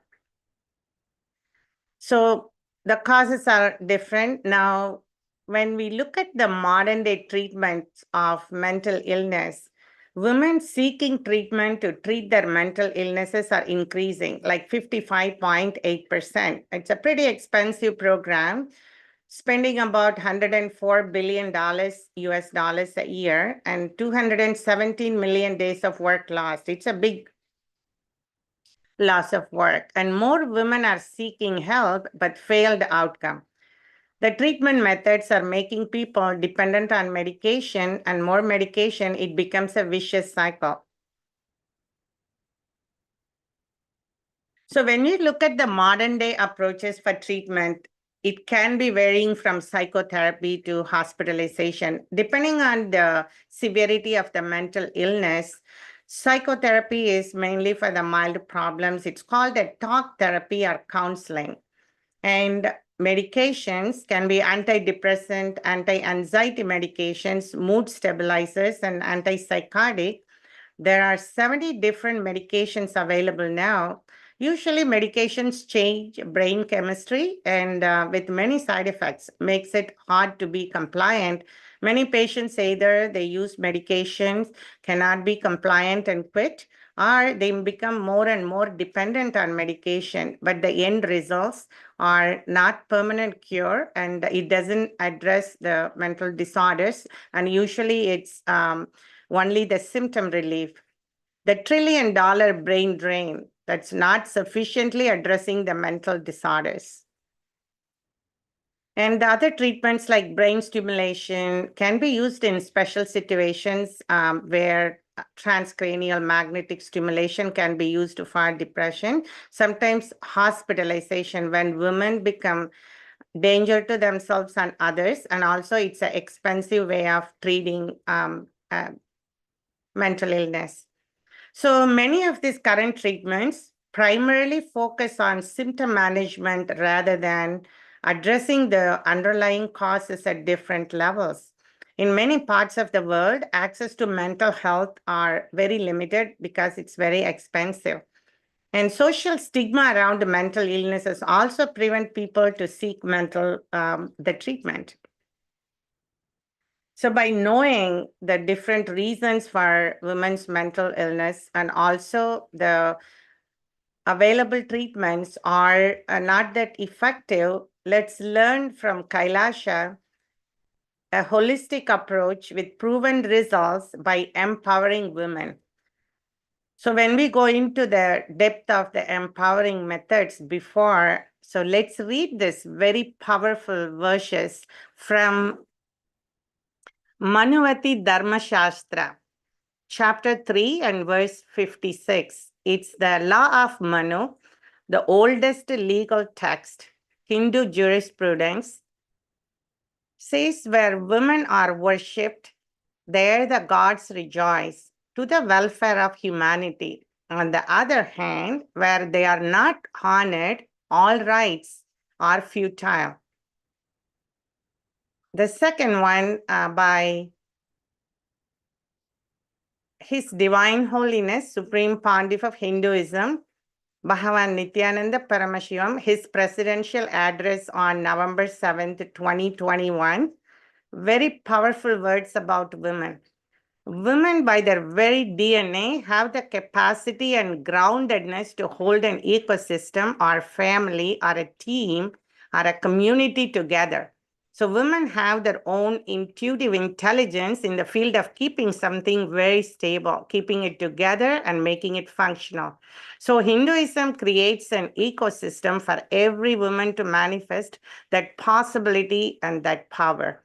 So this is the great way to start, where Manuvati Dharma Shastra and Swamiji making a foundation in KAILASA, bringing the ancient Hindu wisdom, reviving the ancient Hindu wisdom and creating a KAILASA with various projects empowering women. Let's look at details about each level, how this empowering happening at the KAILASA. These policies are mapped to the Manuvati Dharma Shastra, and Swamiji revived matrilineal society to empower women here.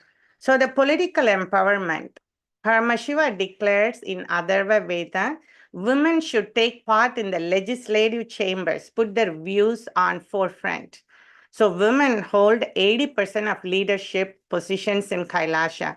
While KAILASA's policy stipulates that 33% legislative positions should be held by women, currently women make up 90% of the governance in KAILASA. So when we empower women, they can be great leaders. So we may need a woman president. So at the free physical and mental wellness, free medical care is provided using various approaches: allopathy, naturopathy, Ayurveda, Siddha. It's a free medical care is provided, and along with spiritual and psychological support and counseling to all women. So over $10 billion have been invested in women's health at KAILASA. This is very impressive. And again, a spiritual wellness, a core indigenous cultural aspect of Hinduism is being revived as part of KAILASA by Swamiji is the mother worship. The matrilineal society that used to exist in ancient Hindu nations. It's very important to know in KAILASA, women are worshipped and revered and have a secure sexual harassment-free ecosystem due to its zero tolerance policy against sexual harassment and exploitation. And it creates the most safest environment for women on planet Earth. At social prominence, Swamiji has worked tirelessly for gender equality, not only in the economic society, but also in the spiritual and religious realm. The Sannyas Sampradaya, the monastic order in KAILASA, is established by Swamiji is unique in that the free ordains women and allows women to perform temple rituals. This is the real true reviving of the ancient Hindu tradition. So there are 108 free educational economic projects are functioning at KAILASA since 2009. Here are some 5, the most important I'm mentioning here. The KAILASA's Nityananda Lakshmi, the world's first Hindu microfinance project for women. Here it gives the economic freedom to find employment. KAILASA's Ankita program is an educational program. So it's mostly educate female child and women to empower them. And Nityananda's Women Foundation, it helps Indigenous women to become again to get financial freedom and emotional support.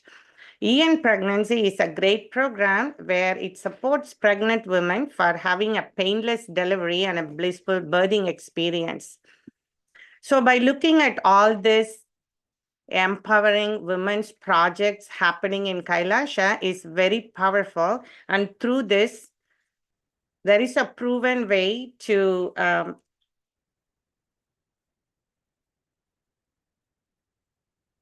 holistic approach and a proven way to for women to have a mental health. The next slide. Only feminine. Yeah, I think it's a video to be played. Let's hear from Swamiji, his powerful message and a description of a woman by him. Energy can be given the word. Only feminine energy can be given the title sacred, because when it is awakened, it does so much in your system, and it has nothing to do with your gender. That's the important thing. The gender, male or being female, nothing to do with it. It is something to do with your inner quality. And next word, awaken.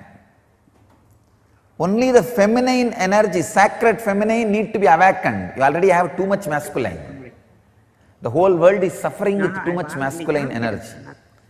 If at all politics can be handed over to women, so much good would have happened to the human society, human civilization. Unfortunately, see, if it was handed over to women, it would have been completely family-based civilization. So naturally, everybody would have had their basic needs. All the basic needs would have been supplied to the whole world. Only the feminine energy need to be awakened. Only that can be called as sacred. Let me define the sacred feminine. Understand? The extraordinary creativity. Creativity will never be possessive.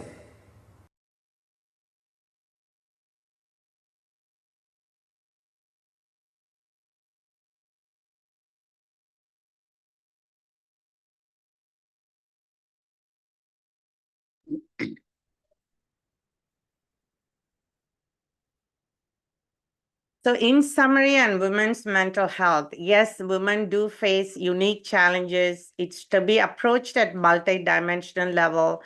And KAILASA is a model infrastructure, not only empowering women at all levels and bringing the best within them, like leadership, stability, powerfulness, and divinity. And from my personal experience, I have like 14 years of medical education and practicing for 25 years of women care and being there in women during their most sensitive time, pregnancy, delivery, taking care of all age group women. I want to share only after being part of the KAILASA, multiple initiations from Swamiji, the multi-dimension of myself that we realize, and also that I want to give a true statement here to all the viewers and listeners to hear that I'm well known for my surgery in my hospital and where I'm practicing. And after being with Swamiji for almost about 20 years, none of my patients need pain medicine and none of my patients need narco. And it's his initiation, empowerment of women. We do like get powerful life, whatever you are, like wherever you are, to lead a very powerful, healthy life. So for all women, mothers, homemakers, anyone, everyone, get empowered with KAILASA ecosystem created by His Divine Holiness, Supreme Pontiff of Hinduism, Paramahamsa Nityananda. And it's a great coincidence that Navratri festival is coming. It's an annual Hindu festival. We celebrate Divine Mother energy for 9 nights. And I do pray to Ma Parashakti and Divine Mother energy to bless all women all over the world with excellent health and bliss, and bless me with the wisdom and energy to serve women always. And Swamiji to bless every woman all over the world. And here, the science of completion, it's one of the solution for all mental disorders. It's a meditation technique based on the science of enlightenment revealed and taught by His Divine Holiness. And it works, prevent and treat all kinds of mental disorders, not only for women, it's for everyone. It relieves unresolved emotions and past traumas, building resilience, and improving healthy relationship, and leads to an empowered life. And there is a short video, listen from his powerful words and transforming message to all. Thank you. Hmm?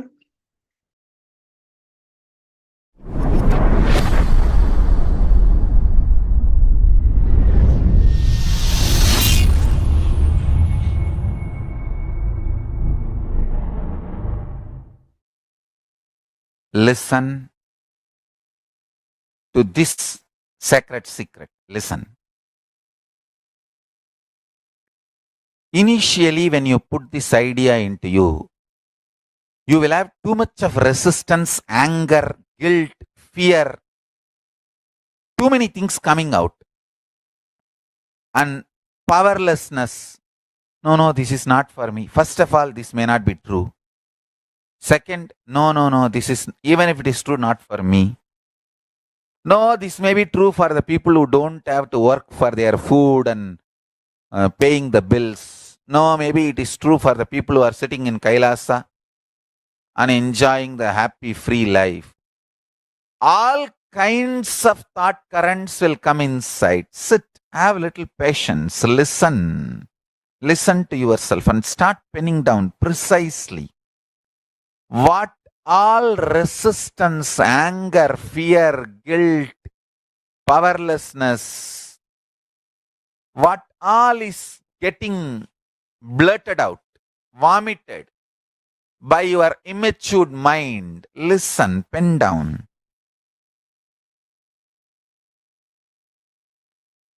Do completion 2-3 times. Sit with mirror. Actually, I tell you, if you sit with mirror and chant Mahavagya and do completion, you will see me in the mirror. Then all your patterns are complete. Till you see me in the mirror, do completion with the mirror. Your form will disappear and my form will appear there. Till then, sit in front of mirror and do completion. Understand? This is the initiation I am giving to all of you. Sit in front of mirror. Pen down all these patterns and fears and everything. Intensely chant Mahavagya and see the mirror and start reliving this pattern. Start completing.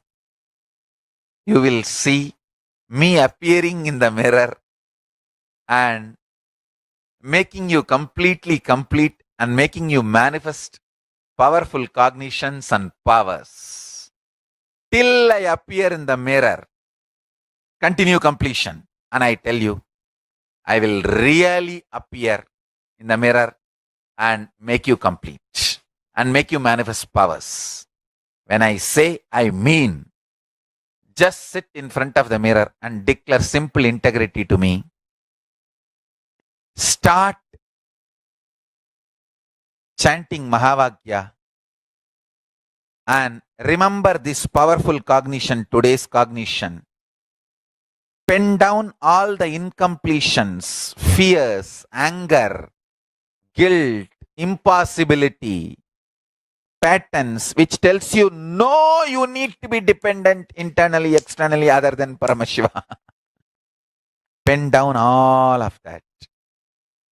Whatever patterns tells you You need to be internally, externally dependent on something else other than Paramashiva. Bend down. Bend down. Sit in front of mirror and start completing all those patterns and incidents, root incidents, everything. Let all the incompletions melt down, be completely burnt away. You will see in your pure inner space and in the mirror me appearing.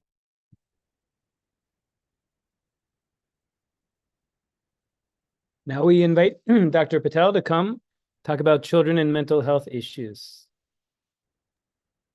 Hello, everyone. I'm Dr. Sailesh Patel. I'm a psychiatrist practicing in California.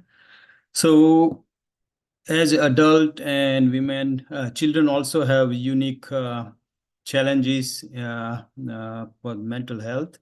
And we have the next slide. So I have here some of the fact sheets from World Health Organization. We'll quickly go over. 1 in 7, 10 to a 19-year-old experience mental disorders. And another alarming number is 13% of this is a global burden of disease in this age group. And suicide is the 4th leading cause of death among 15 to 29-year-olds. And 296 million people globally deaths were attributed to drug use. Can we have next slide? So here are some of the unique challenges for children, which includes physical, emotional, and social changes, adversities such as poverty, abuse, exposure to violence, pressure to conform with peers, exploration of identity, and so forth. So can we have next slide? So based on this alarming number, we know that conventional approach have not been enough to address all these challenges. To address these challenges, it is crucial to address it at an early age. And prevention is one of the key components. Supreme Pontiff of Hinduism, Bhagavan Sri Nityananda Paramasivam, had given solution of supplementing conventional education with Hindu education system, which is mind-body consciousness-based education system, which, and it can be sustainable development. Can we stay on the previous slide? In Hindu education system, basic tools to awaken knowledge are taught, and other consciousness-based approaches, which were discussed earlier, practiced on a regular basis, including yoga, meditation, and sattvic diet. Swamiji had given details how this Hindu education system promotes freedom to explore and be creative, and not force children into strict curriculum, and nor evaluate them based on narrow rubrics. This mind-body consciousness-based education empowers children and helps them feel powerful. It encourages students to travel, discover, invent their own methodologies, and take leadership roles in early life. Can we have next slide? So in next few slides, I have summarized some of the case studies done on students at Nityananda Gurukul, where Hindu education system is integrated with conventional educational. Here is the result of whole brain activation studies for which Bender Gestalt test was performed. This test assesses visual motor skills, development, neurological functioning, and level of whole brain activation. This test is divided in 2 phases. First phase or copy phase, students are first asked to copy 12 images of various complexity. This copy phase reflects the student's visual motor intelligence and maturity. In second phase, recall phase, which is recall phase, students need to remember all the images of previously drawn without seeing them. The recall phase reflects students' visual recall intelligence. And the tests were performed on 75 students, and the results showed an average percentile rank of 95.7 for copy phase and 89.91 for recall phase. These high scores are indicative of above average results. So this is impressive numbers. On the next slide, we have numbers from Sloan IQ test, which is highly validated intelligent test, measures a variety of capabilities, including comprehension, arithmetic, and visual motor capabilities. And these results showed 50% of students with total English immersion fell into category of genius and very high superior intelligence, IQ score of 120 and above. So it shows very impressive numbers. Next category, intellectual maturity compared to exact age. And average intellectual age was 2.7 years ahead of chronological age. 83% of students were 1 to 6 years ahead of actual age, and 53% students were 2 to 6 years ahead. So that's really impressive numbers. So this is small studies. Of course, more studies are needed. But in summary, can we have next slide? This gives anecdotal evidence of integrating Hindu education system with conventional education at an early age in children, leading to impact in intellectual and mental health and evidence of whole brain activation and high level of thinking. Policies need to change to integrate such education into conventional curriculum. And of course, as I said, more studies are needed for this evidence, but policies to change and integrate this education into conventional curriculum would be a good sustainable development. Okay, I hand over to next speaker. Thank you so much, Dr. Patel. And I'm going to very quickly do our conclusion. Thank you so much to everyone who's made it all the way through. After the conclusion, we're going to have a kriya, which we invite people to stay. It's a relaxation and stress reduction kriya. If you have to go on for any other UN sessions or anything else, Science Summit sessions or anything else, you're free to go, but we'd invite everyone else to be able to stay.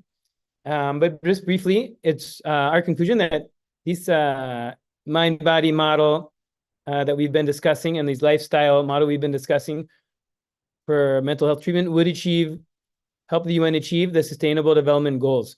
Really, many of their goals would be achieved by adopting this lifestyle. At NHU, the Nishananda Hindu University, we aspire to be a world's leader in the study of mental health, of enlightenment, and of super consciousness. And we very sincerely and formally and informally invite anyone who's interested in researching this possibility, this phenomena that I think is available here in ways it's not been described otherwise. We invite you to collaborate with us to participate in research. Of course, we would appreciate funding. As you can see, there's been remarkable research findings, and all the research we've published has been very remarkable, very outside of the ordinary findings. And we're very sure the more research we do, the more we're going to find things like this. So anyone who wants to collaborate, we'd love to talk to you. My email and Peter Bloomfield, my email, and Sri Mukta Ananda, his email as well. They're both posted at the bottom. Also, policymakers for children's mental health, we invite you to contact us for collaboration for how to incorporate this approach to traditional education and for further research. And then, of course, the Padmashivoham program is a program that I referred to that showed profound positive effects on mental health, reduction in depression, anxiety, and stress, extreme improvement in well-being, mindfulness, and overall health. That program is ongoing. You can find it at padmashivoham.org.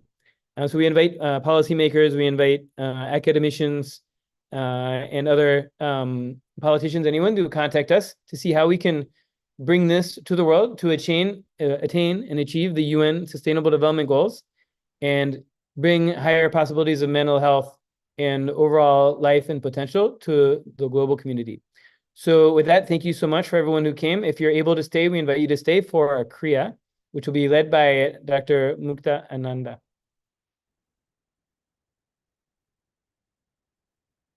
Shall I play the video, Mukta, or do you want to speak first? Yes. Play the, I think, like I said before, kriya is a combination of yoga positions, yoga asanas, breathing techniques, and visualization. And Swamiji has shared 108 kriyas for a variety of diseases and disorders to alleviate, use in conjunction with other approaches. And this video will introduce the kriyas and what do they mean and why they are so powerful. And after that, I'll walk you through a very simple kriya for stress relief. But let's start with this one. Please play. The science of kriyas. Blood flow, breathing air flow, thought flow. You have something called energy flow continuously happening in you. In this energy circulation, energy flow, if there is a disturbance in some part, for example, liver, kidney, or heart, intestine, at some part, if there is a disturbance in this energy circulation, that is when you start developing diseases and disorders and disturbances. Disease, disorders, disturbances expresses itself in different ways. The human body has 7 circuits: blood circuit, circulatory system, nerve circuit, the nervous system, prana circuit, the respiratory system, digestive circuit, excretory circuit, reproductive circuit, and energy circuit.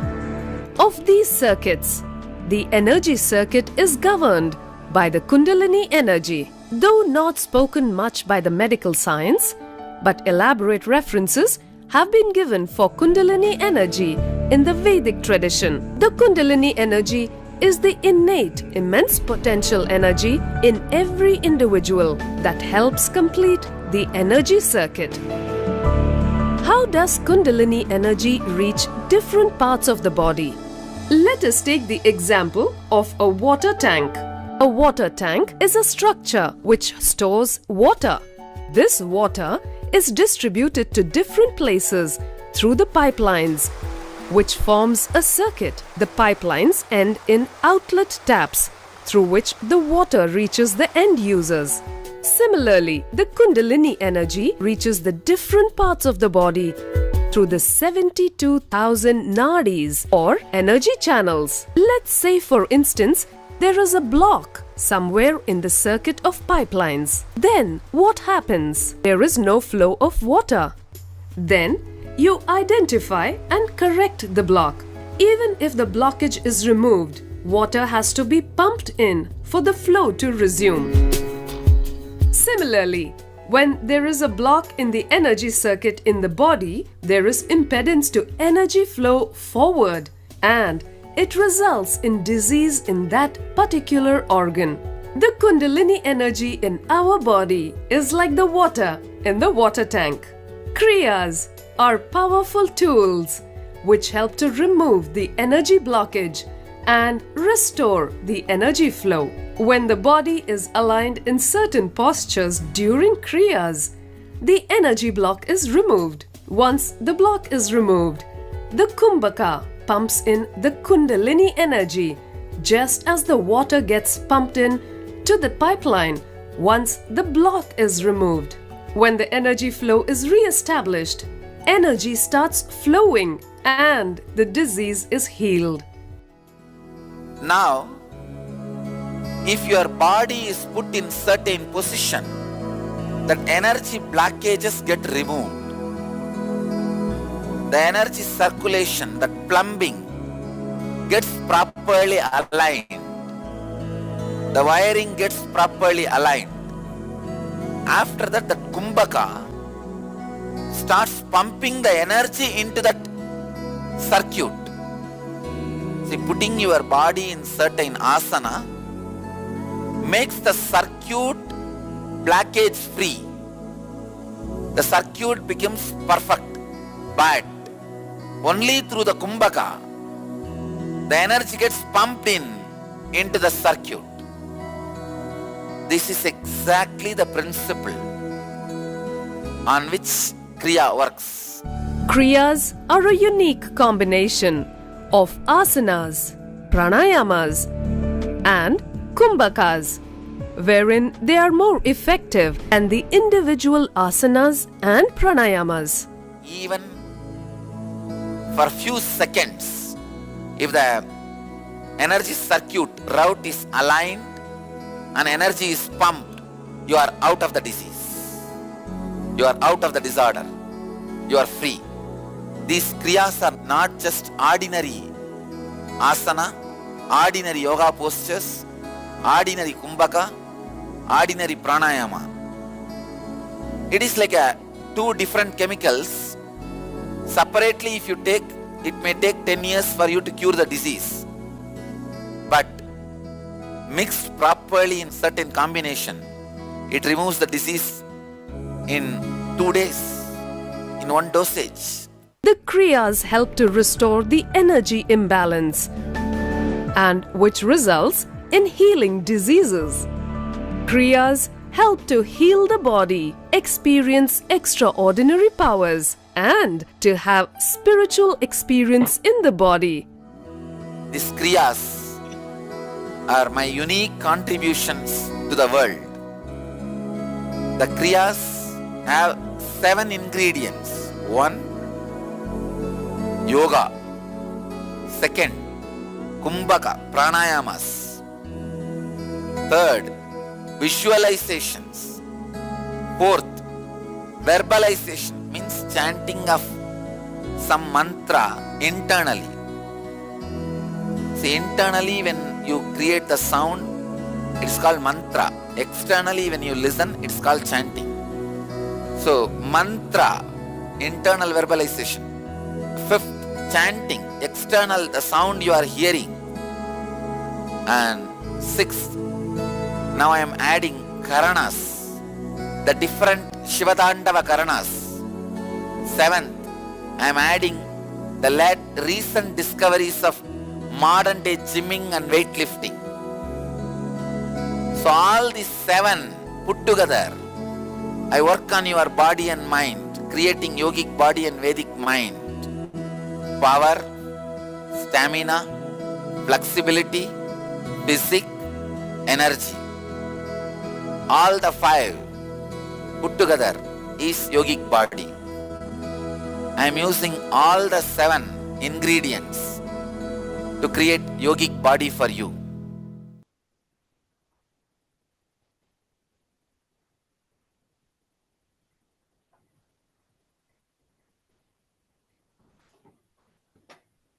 Mukta, shall I start the music and then you'll announce the kriya? Yeah, I can just walk everybody through the kriya. It's actually, the kriya has 3 steps. It's a kriya for hypertension, which also relieves stress. Hypertension essentially is a high blood pressure, which happens because of stress, right? So this kriya has simple 3 steps. It actually builds on top of what we did before, right? Earlier, we learned how to do Nadi Shodhana, which is breathe in through one nostril, breathe out through the other nostril, breathe in through that nostril, and breathe out. So that's one thing we learned. We're going to do that first. Then the second step is you sit in a special posture. Do we have the picture of that posture? There is a posture. I shared a picture yesterday. Do we have that in the slide? This is the last slide, Mukta. Okay. I think we need to bring that picture. If somebody can add that picture to the slide, to the next slide, that'll be great. So you have to sit in a special posture. It is not very difficult. It is, you sit with your knees drawn to your chest, and then you just put your hands around your knees and hug them and pull them closer. That's it, right? So that way you are sitting with your knees drawn in and your heels touching as close to your body as possible. You just have to look ahead.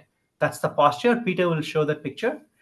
That's the second step. In that posture, you just hum intensely. And the humming is something I already shared with you before.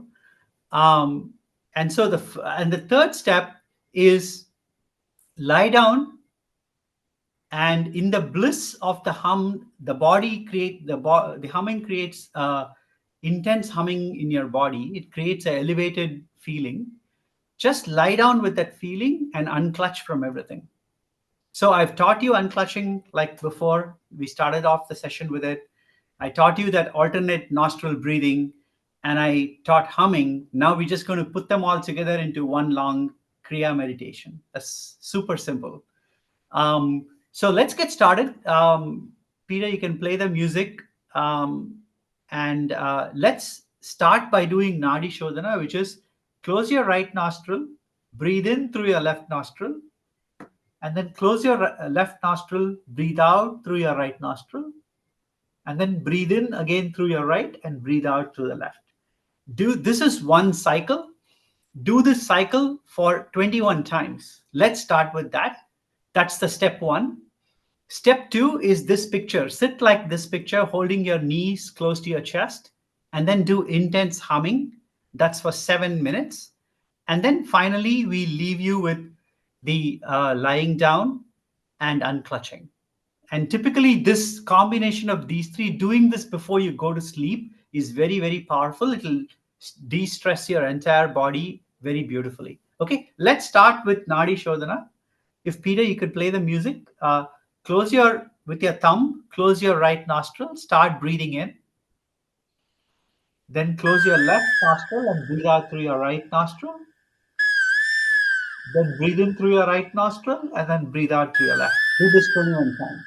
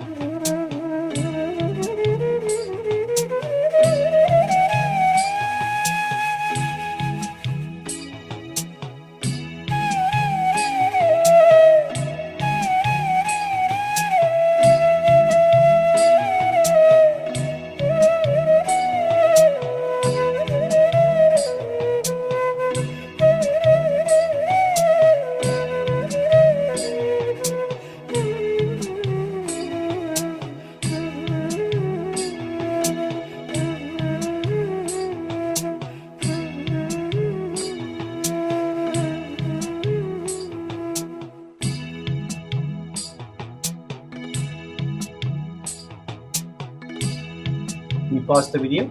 Can you pause the video? Great. Now, Peter, if you can move to the next slide and show the posture.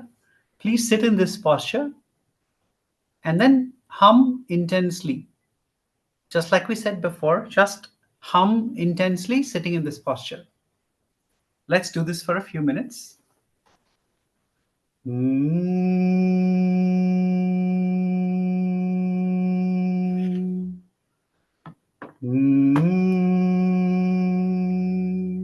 can play the music too, Peter. Thanks.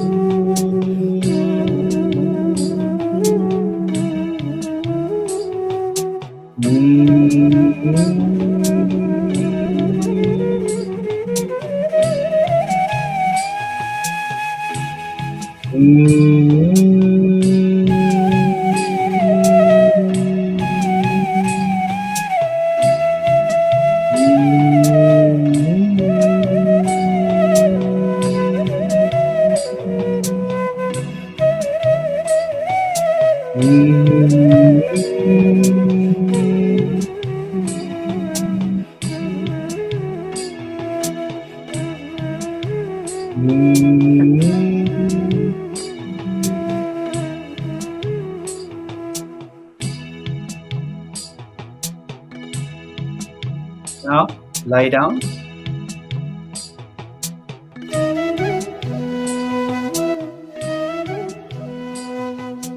With the intense, you will feel the intense humming, the coolness all over your body.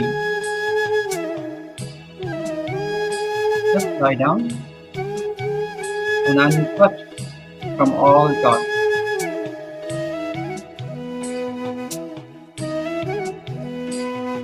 When you unclutch from your thoughts,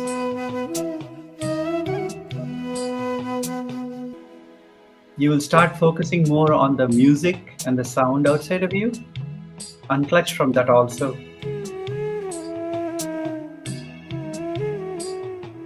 When you unclutch from that, you will start hearing your own body sound, breathing, heartbeat. Unclutch from that also and fall into a deep silence.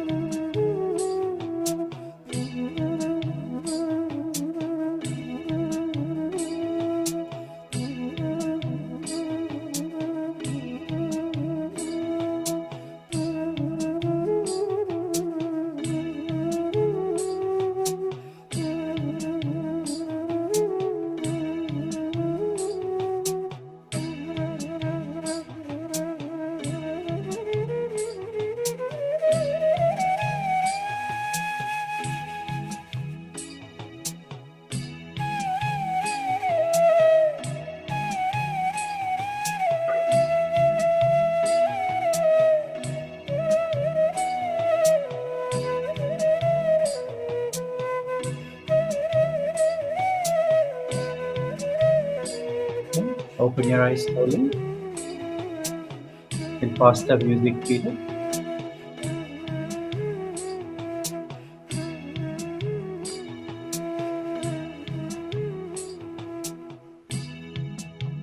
Peter, you can pause the music. Thank you. Great. I hope you all experienced a wonderful, relaxed experience. Like, our goal was not only to provide you with a science, but also provide you with experiential understanding of what Swamiji is trying to do at a very surface level. I mean, there is a lot of depth to the meditation, mind, body, consciousness studies. But we just wanted to share some experiential some experiences with you, so you can find out for yourself. So I hope you can practice this meditation before going to sleep every day. It's very powerful, not only in de-stressing, but also in performing to your life's best. Great. Thank you all. I really appreciate all of you for coming. Peter, I hand it over to you to wrap up. Yes, thank you so much, Mukta, for your beautiful job. And thank you to everyone who made it this long. We really appreciate you coming. And again, just a last invitation for people to join the Padma Home program or contact us at Nityananda Hindu University about research collaborations, funding collaborations, anything that you want to collaborate with. And we really believe that this science will absolutely 100% help the UN achieve their sustainable development goals, and are excited to further collaborate with the United Nations going forward. Thank you so much, everyone, for coming, and have a beautiful rest of your evening. Thank you so much.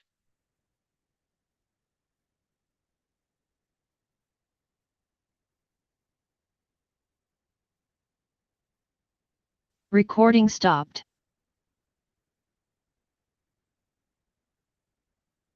Thank you.